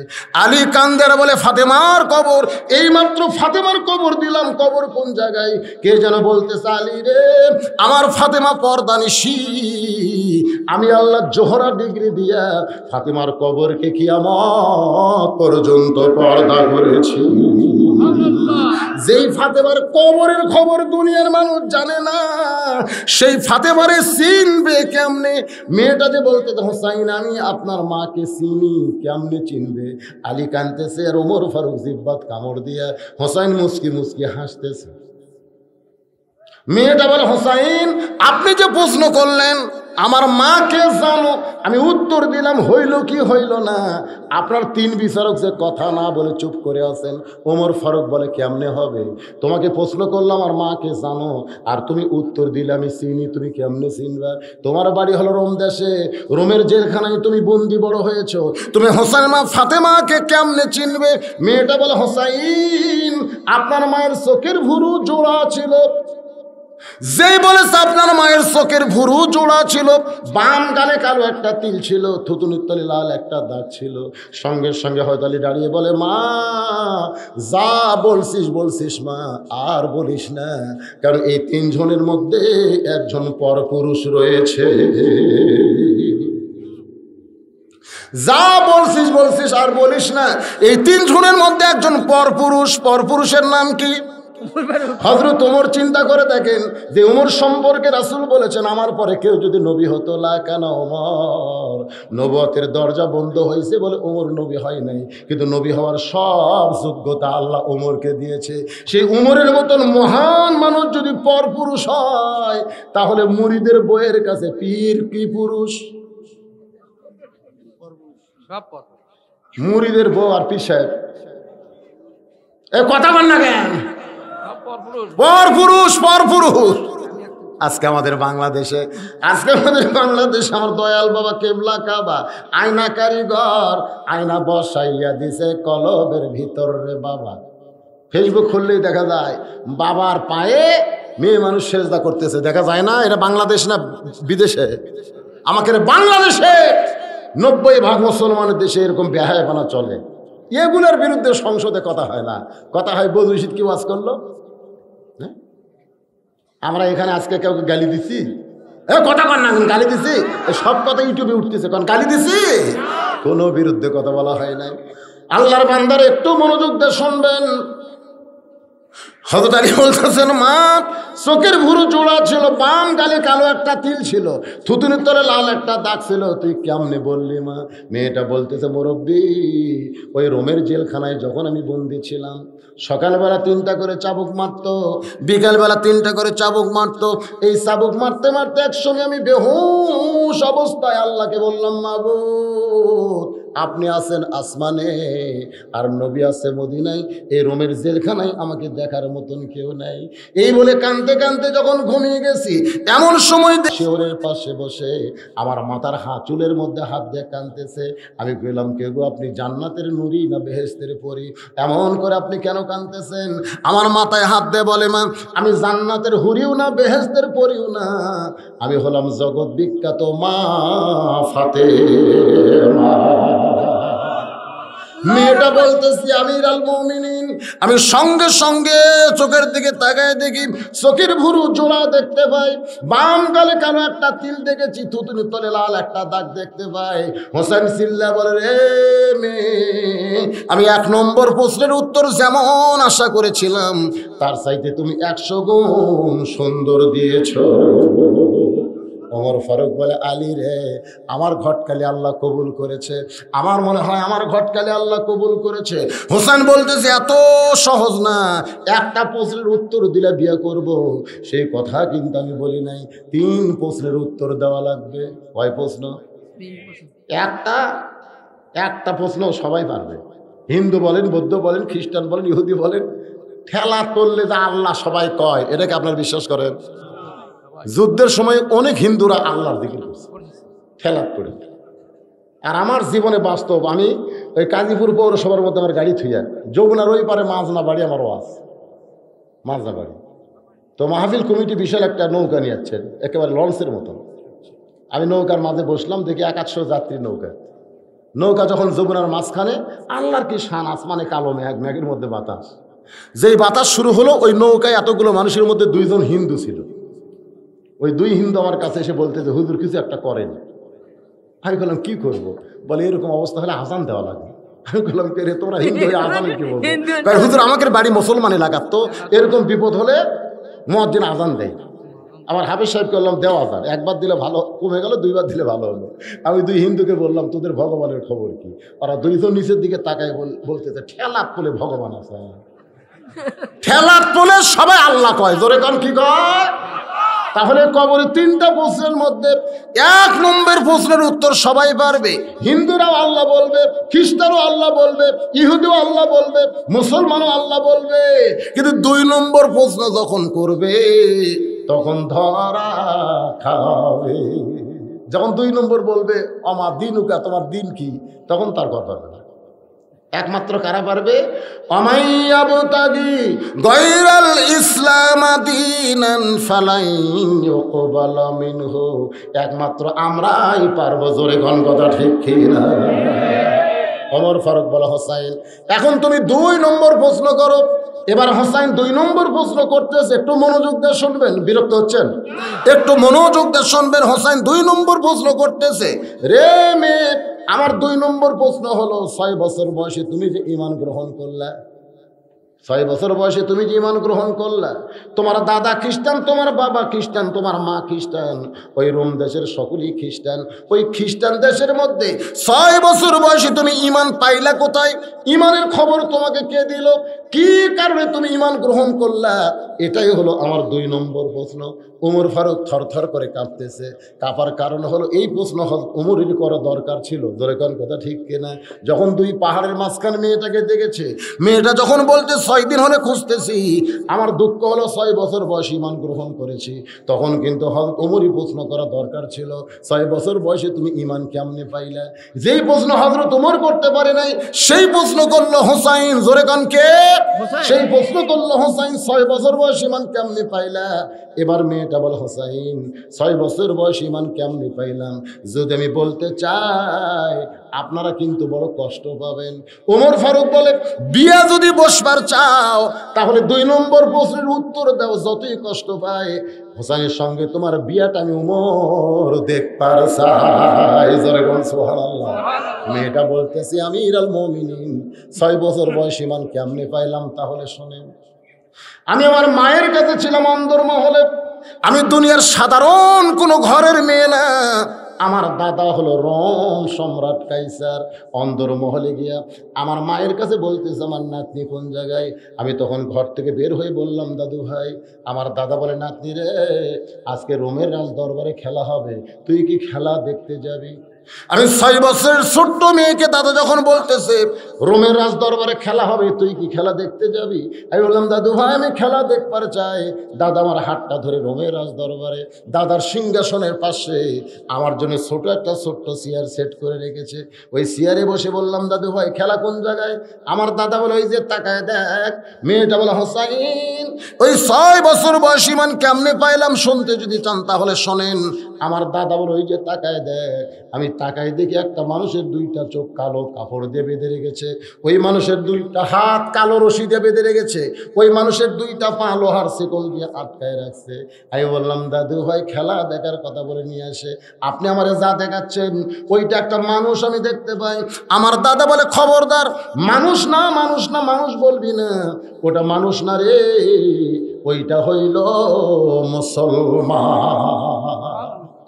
মেয়েটা বলা হোসাইন আমি 6 বছর বয়সে বুঝতে পারলাম খ্রিস্টান জাতেরা মুসলমানকে মানুষ মনে করে না, এই মালওয়ানের বাচ্চারা মুসলমানকে মানুষ মনে করে না, ইহুদেরা কিন্তু মুসলমানকে মানুষ মনে করে না।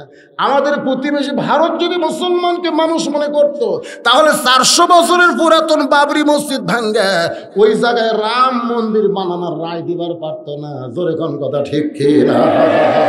আল্লাহর বান্দারা একটু মনোযোগ দেন।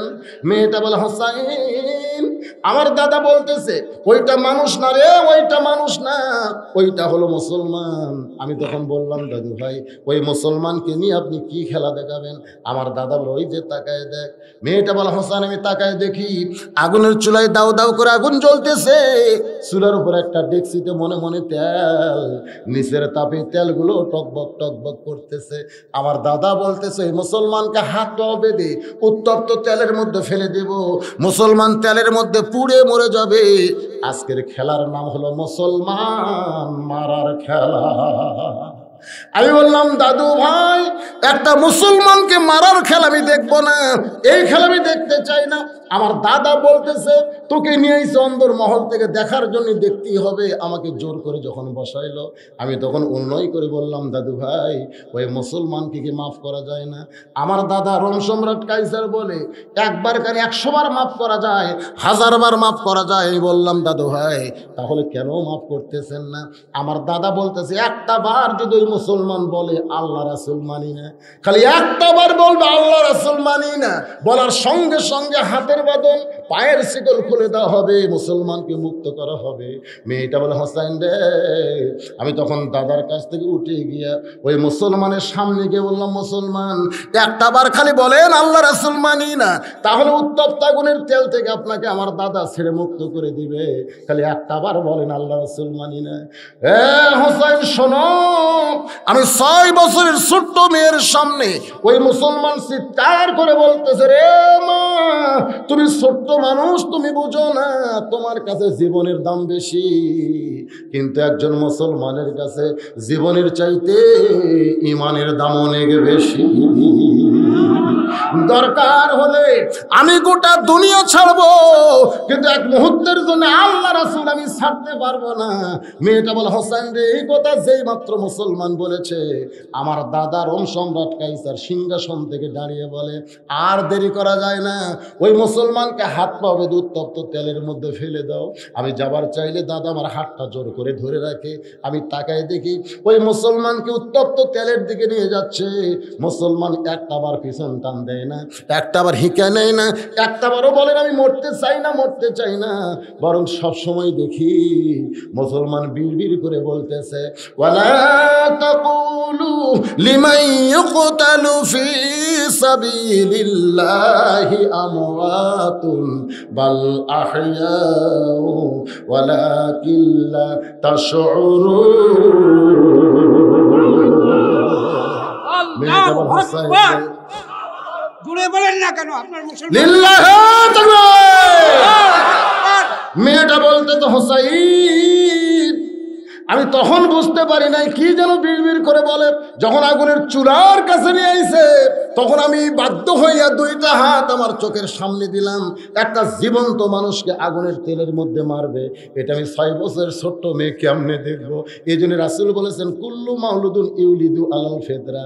6 বছর 7 বছর বাচ্চা হিন্দুর হয়ে মরে গেলেও জান্নাতে যাবে, কাফেরের হয়েও মরে গেলে জান্নাতে যাবে, খ্রিস্টান হয়ে মরে গেলেও জান্নাতে যাবে, কারণ তারা এখনো পাপ করে নাই, পাপ করার বয়স হয় নাই। যতক্ষণ পর্যন্ত দুই কান্দে দুটা মুহুরি না আসবে ততক্ষণ পর্যন্ত সব বাচ্চাই মুসলমান। জোরে কোন সুবহানাল্লাহ। বাজান গো মেয়েটা বলে হোসাইন কি হলো, কি হয় পিছনে, কি হয়? অসুবিধা হচ্ছে আপনাকে। হ্যাঁ পোলা দিবি, এখনো দিবি না? না কি হলো, পিছন দিকে তাকান কেন? কালো মানুষের দিকে তাকায় থাকেন, সগীরা গুনাহ আল্লাহ মাফ করবে। কোন দিকে তাকাই দাঁড়া? না যা পাই তাই করুক, হবে না তো, পরিবেশ সুন্দর দেওয়া লাগে ভাই জান। এটা কঠিন একটা মুহূর্তের কথা হচ্ছে, আপনার খেয়াল করতেছেন না? মেয়েটা বলতেন হোসাইন যখন আগুনের উত্তপ্ত তেলের কাছে নিয়ে আইছে, এই দৃশ্য আমি দেখবো না বলে দুইটা হাত আমি চোখের সামনে দিলাম। আমি যখন চোখের সামনে দুইটা হাত দিছি সঙ্গে সঙ্গে একটা মধুর বাণী আমার কানের মধ্যে ঢুকতেছে। সেই বাণীটা হলো লা ইলাহা ইল্লাল্লাহু মুহাম্মাদুর রাসূলুল্লাহ। মেয়েটা বলে হোসাইন ওই মুসলমান এত জোরে কলমা পড়তেছে, যেই কলমার আওয়াজটা আমার কানের মধ্যে দিয়ে আমার কলিজার মধ্যে জায়গা নিয়েছে। আমার দুইটা হাত চোখের সামনে, আমি তখন দেখতে পাই, মেয়েটা বলতেছে আমি তখন দেখতে পাই ওই মুসলমানের দেহ খাঁচাটা উত্তপ্ত তেলের মধ্যে পড়তেছে। ওই তেলের মধ্যে পর আগে খাঁচার ভিতর থেকে একটা পাখি কে যেন ধরে সবুজ রঙের বাগানে ছেড়ে দেয়। আমি দেখলাম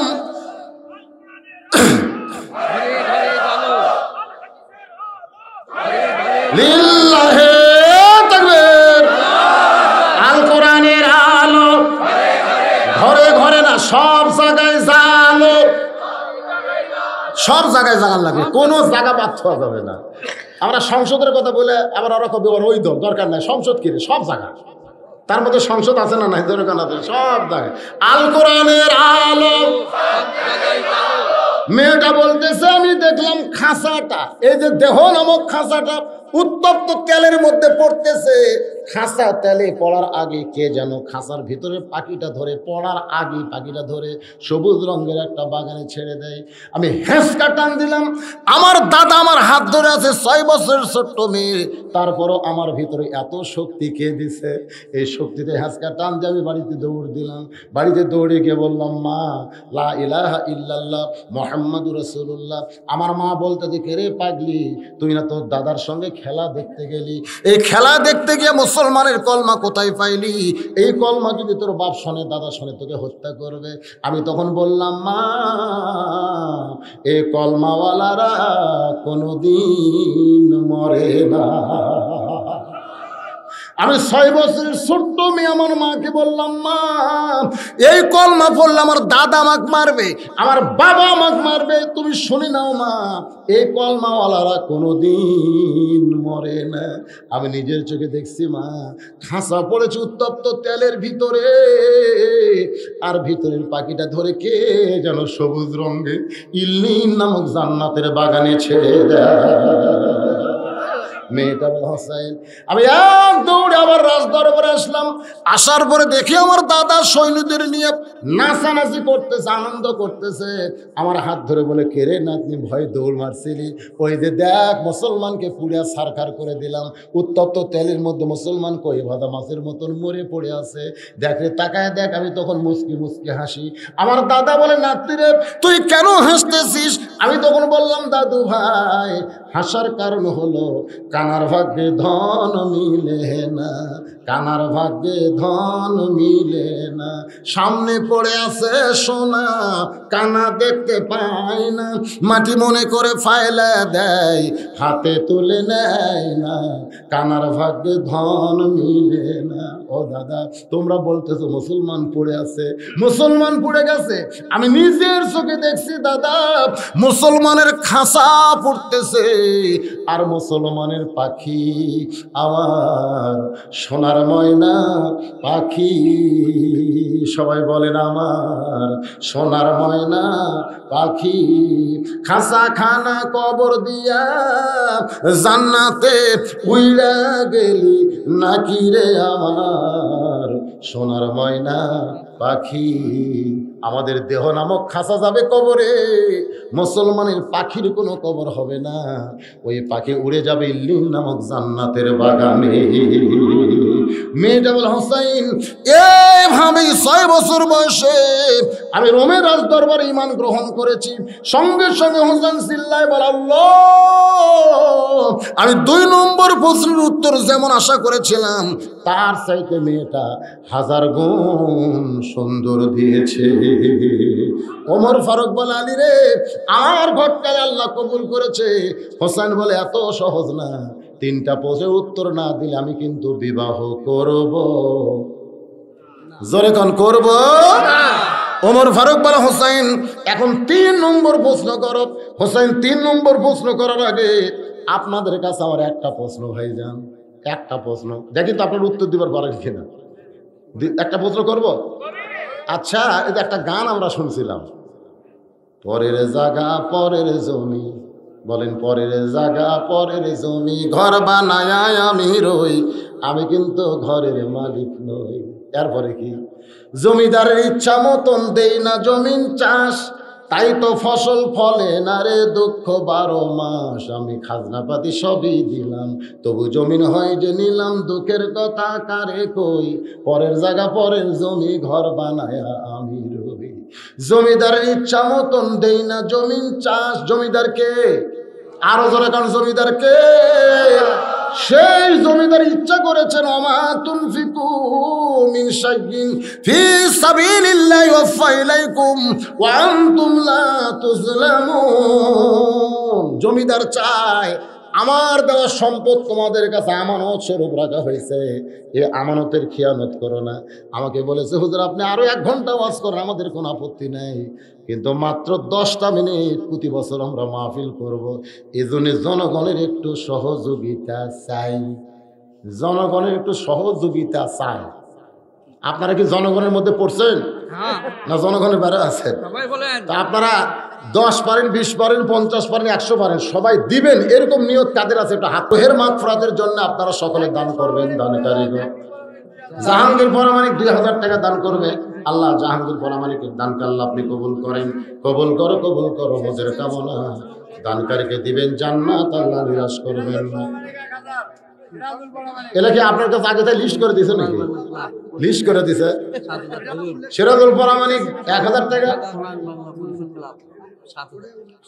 লিল্লাহে তাকবীর। সোনার বাংলা পরিষদ ক্লাব থেকে 7000 টাকা ধরে বলেন মারহাবা।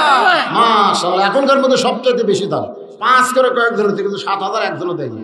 পরিষদ থেকে 7000 টাকা দিয়েছে। 10,000 টাকা দান করার কোন আল্লাহ বান্দার আছে? বাপ মাজাদের কবরের কাছে গোরস্থান। মফা পরামানিক 2000 টাকা দান করবে। আল্লাহ মফা পরামানিকের দানকে আল্লাহ আপনি কবুল করেন, আল্লাহুম্মা আমিন, আল্লাহুম্মা আমিন।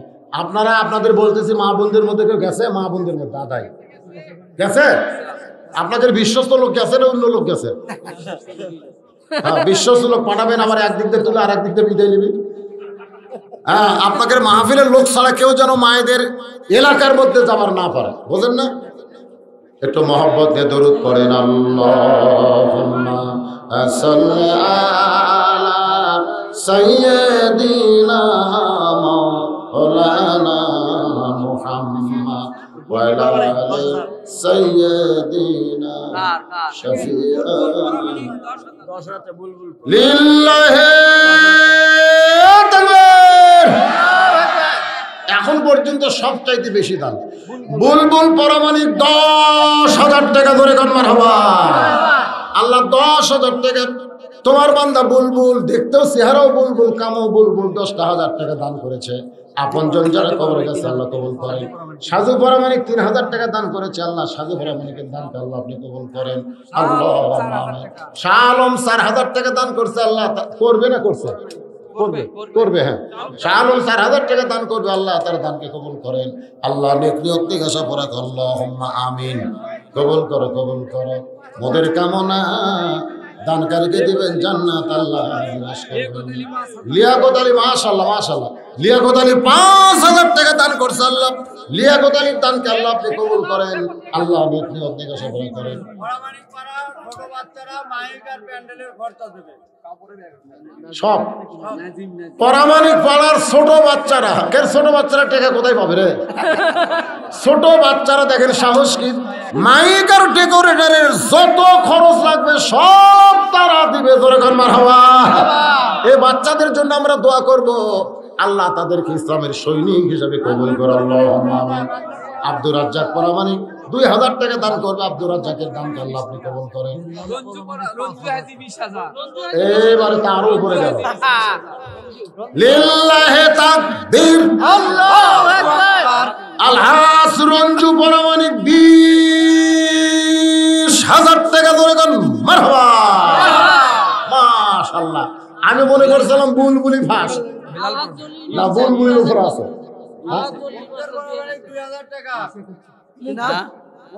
মুক্তার মুক্তার কোন একবারে বলেন কি আগেটা লেখছেন 2,000 টাকা আলহাজ জলিল মাস্টার 2,000 টাকা ইউনুস আলী 5,000 মাশাআল্লাহ ইউনুস আলী 5,000 টাকা দান করবে আল্লাহ তার দানকে কবুল করেন বেল্লাল পরামানিক বেল্লালের নাম লেখেন বেল্লাল পরামানিক 5,000 লেখেন বেল্লাল পরামানিক 5,000 টাকা দান করবে আল্লাহ বেল্লালের দানকে আল্লাহ আপনি কবুল করুন আল্লাহুম্মা আমিন এগুলা লেখা পড়তেছে না তো খালি কোলে হবে তাই লেখা লেখবে সাজু পরামানিক 3,000 সাজু পরামানিক 3,000 লেখেন আপনাদের সমানে লেখেন ভাই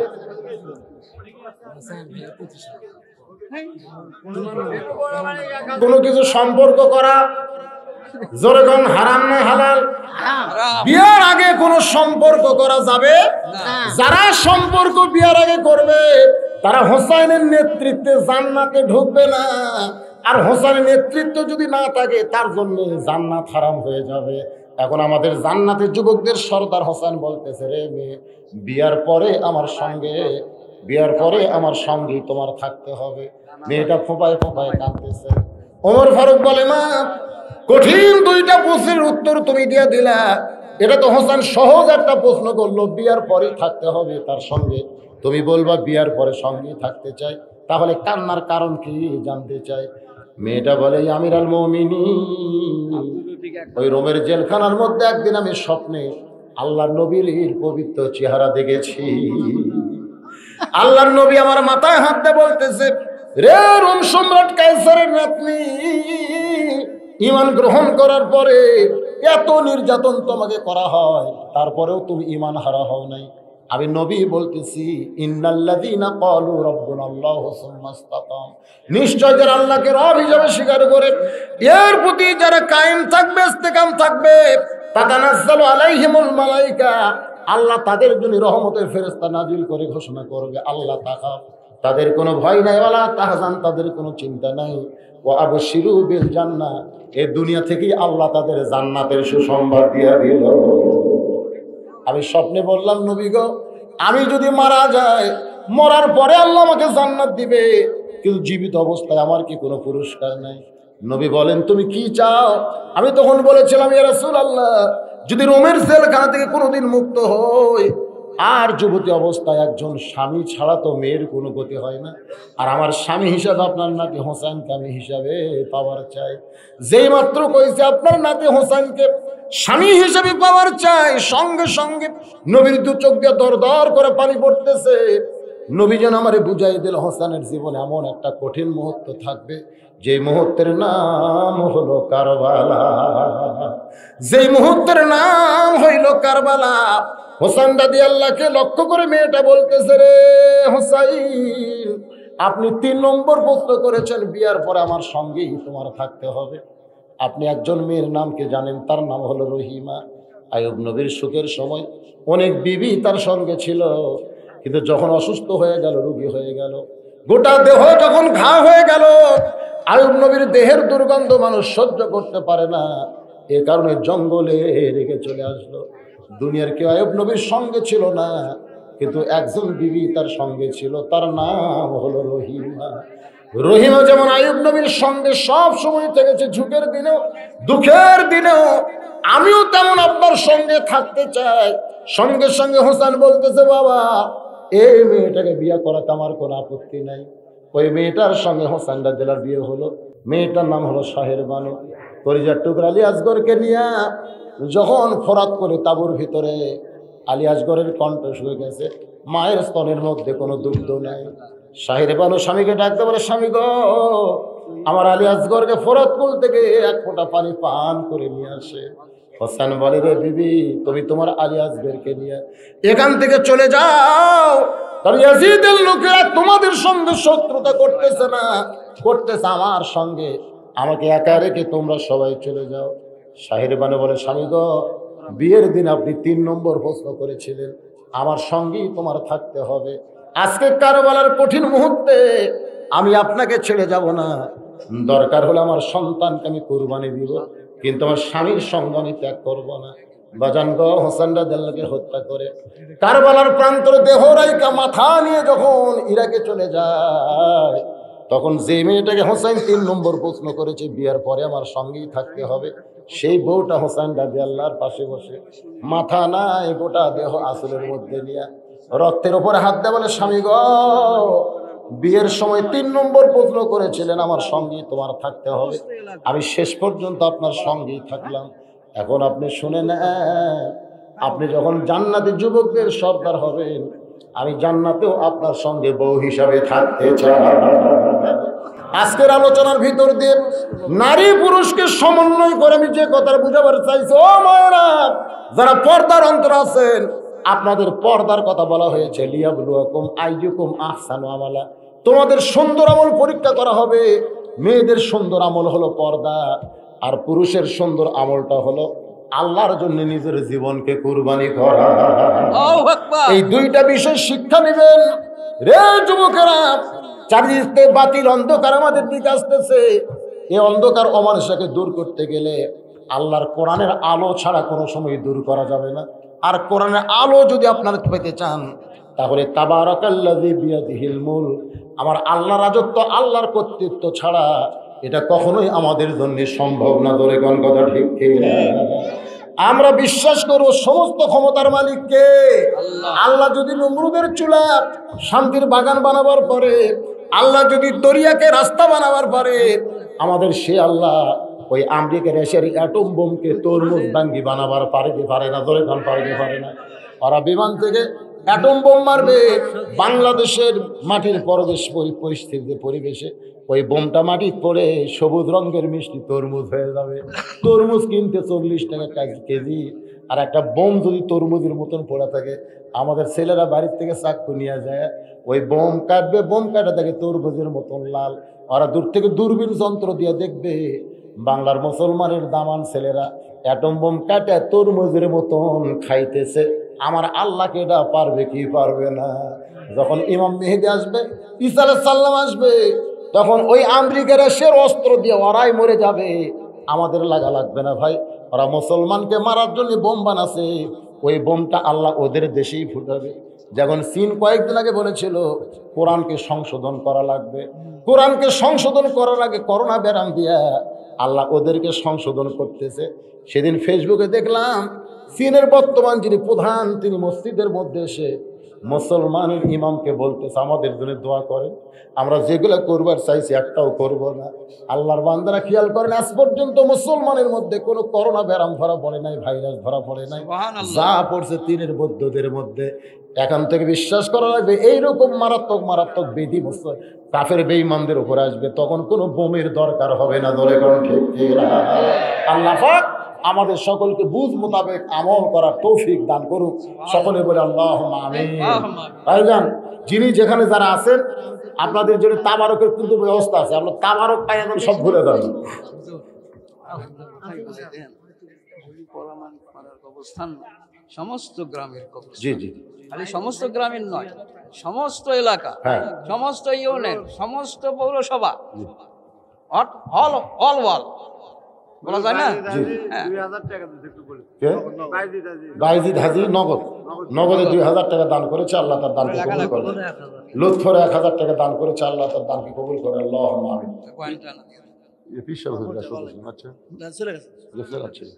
আল্লাহুম্মা সাল্লি আলা সাইয়্যিদিনা শাফিঈনা নাবিয়্যিনা মাওলানা মুহাম্মদ ওয়া আলা আলিহি ওয়া সাহবিহি ওয়া বারাকা সাল্লাম। ভাইজান, আপনাদের জন্য বলতেছি শোনেন, এই পরামানের পাড়ার গোরস্থান না, মুরব্বী বলতেছে এটা সকলের গোরস্থান, সকলের গোরস্থান, কোনো সমস্ত মুসলমানের গোরস্থান।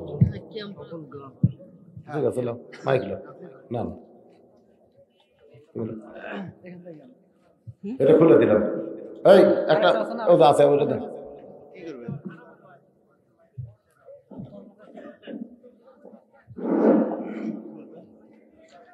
সাল্লাল্লাহু আলা মুহাম্মাদ সাল্লাল্লাহু আলা সাল্লাম ইয়া নবী সালাম আলাইকা ইয়া রাসূল সালাম আলাইকা ইয়া হাবিব সালাম আলাইকা সাল্লাল্লাহু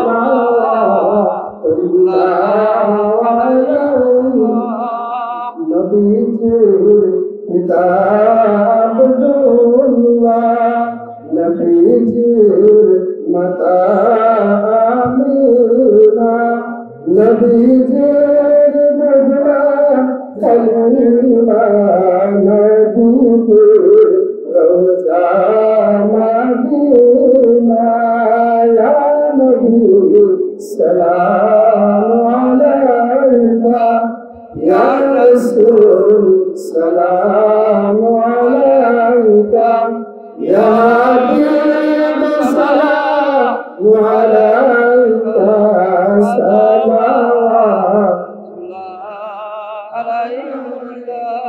জিবরাইল ডাকে বারে বার তুলে দাও আসমানের দুয়ার এসেছেন নবীদের সরদার করিতেন আল্লাহর দিদার ইয়া নবী সালাম আলাইকা ইয়া রাসূল সালাম আলাইকা ইয়া হাবিব সালাম আলাইকা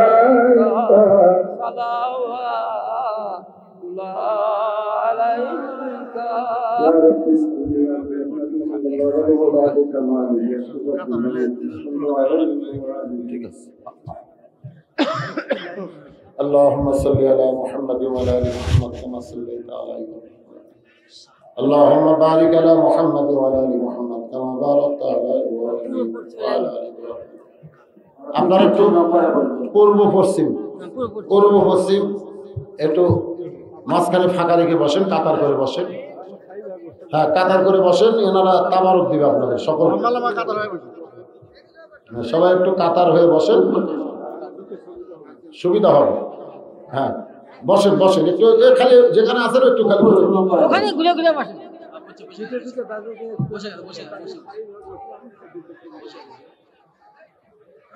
আস্তাগফিরুল্লাহ রাব্বি মিন কুল্লি জামবি ওয়া তুবু ইলাইহি। বসেন বসেন, খুব করে হচ্ছে বসেন। আর তাবারক যারা দিবেন তারা কি তাবারক আনছেন? এখানে আছে না দূরে? আচ্ছা,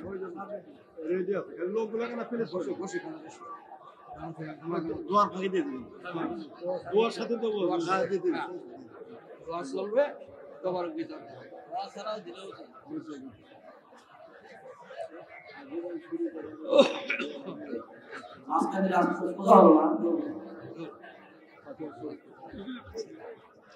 আরে আমার ছেলে অসুস্থ সবার জন্য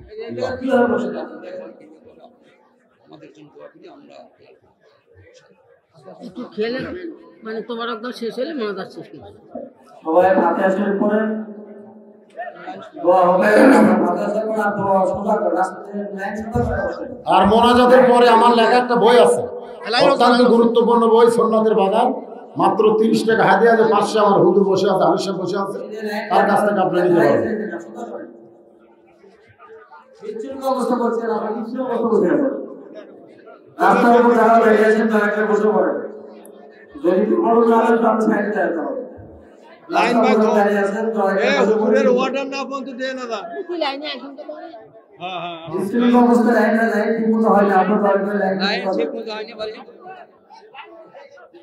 না, আপনার যদি প্যাকেট হয় অসুবিধা নাই তো। ভাবে বসেন দিতে আপনারা যারা তাবারক দিবেন তারা দেখে দিবেন, তারা দেখে দিবেন। মাঝখান থেকে যাওয়ার সুযোগ হলেই হলো, লাইন হয়তো হওয়া লাগবে না, কারণ এটা তো কলার পাতা না, কাগজ না, এটা প্যাকেট।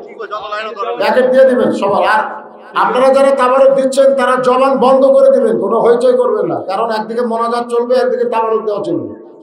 এই জন্য কোনো হইচই না করে আপনারা তাবারক দেওয়া অবস্থায় আমিন আমিন করবেন। আল্লাহুম্মা সাল্লি আলা সাইয়্যিদিনা শাফিঈনা নাবিয়িনা মাওলানা মুহাম্মদ ওয়া আলা আলিহি ওয়া সাহবিহি ওয়া বারাক সাল্লাম। সবাই চুপ, মোনাজাতে শামিল হন। আল্লাহুম্মা আমিন। আল্লাহুম্মা আনতাস সালাম ওয়া মিনকাস সালাম, তাবারাকতা ইয়া যাল জালালি ওয়াল ইকরাম। মাবুদ কালিমা প্রামাণিক পাড়া গোরস্থান কমিটি কর্তৃক আয়োজিত আজকের এই জান্নাতের বাগানে বসে বসে ঘন্টার পর ঘন্টা কোরআন হাদিসের আলোচনা শোনার শেষে আমি গুনাহগারের সঙ্গে রহমতের দরজায় ফকির হয়ে দোকানে হাত তুলেছে। আল্লাহ মেহেরবানি করে আজকের মাহফিল আমাদের সকলের হেদায়েতের জন্য, নাজাতের জন্য, জান্নাতের জন্য কবুল করো। এই মাহফিলের শুরু থেকে শেষ পর্যন্ত যত আলোচনা হয়েছে আল্লাহ, এর মধ্যে যদি ত্রুটি হয়, ভুল হয়, মাফ করে দিও। এর যা হাদিয়া মঞ্জুর করো সোনার মদিনা নবী পাকের রওজা মুবারকে আল্লাহ কবুল করো। মদিনা কত সুন্দর নাম, সোনার মদিনা।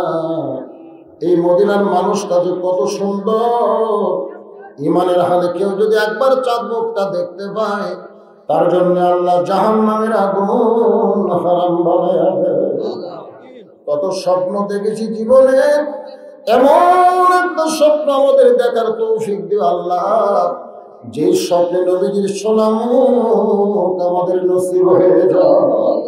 তামাম আম্বিয়া কেরাম, আসহাবে কেরাম, তাবিঈ কেরাম, তাবিঈ কেরাম, আউলিয়া কেরাম, পীর মাশায়েখ, বুজুর্গান কেরাম, তাম পৃথিবীর গোরস্থানে যত মুর্দাশে আছে আল্লাহ সকলের ওয়ালা পরে হাদিয়া কবুল খাস করে আল্লাহ। এই কালীপাড়া পারামানিক পাড়া গোরস্থানে যত মাইয়া শুয়ে আছে আল্লাহ সকলের আরওয়া পরে হাদিয়া কবুল করে। মাবুদ আমরা যারা হাত তুলেছি, আমাদের জনম দুঃখী মা যাদের কবরে গেছে, ছোট্ট একটা শব্দ হলো মা, এই নামের মধ্যে যে কি মধু, যাদের মা নাই তারাই বুঝতেছে। এই দরদের মা যাদের কবরে গেছে আল্লাহ মেহেরবানি করে মায়ের কবরকে জান্নাতের টুকরা কবুল করো আল্লাহ গো। আমি সহ আমরা যারা বাবা হারা হয়েছি আল্লাহ মেহেরবানি করে বাবার কবরকে জান্নাতের টুকরা বানিয়ে দাও। আমাদের দাদা দাদি, নানা নানি, আত্মীয় স্বজন, শ্বশুর শাশুড়ি যাদের কবরে গেছে আল্লাহ কবরবাসীদের মাফ করে দাও। মাবুদ তোমার বান্দারা কত কষ্ট করে মেহনত করে এত সুন্দর জান্নাতের বাগান লাগাইছে আল্লাহ, তাদের সকলকে জান্নাতি কবুল করে নাও।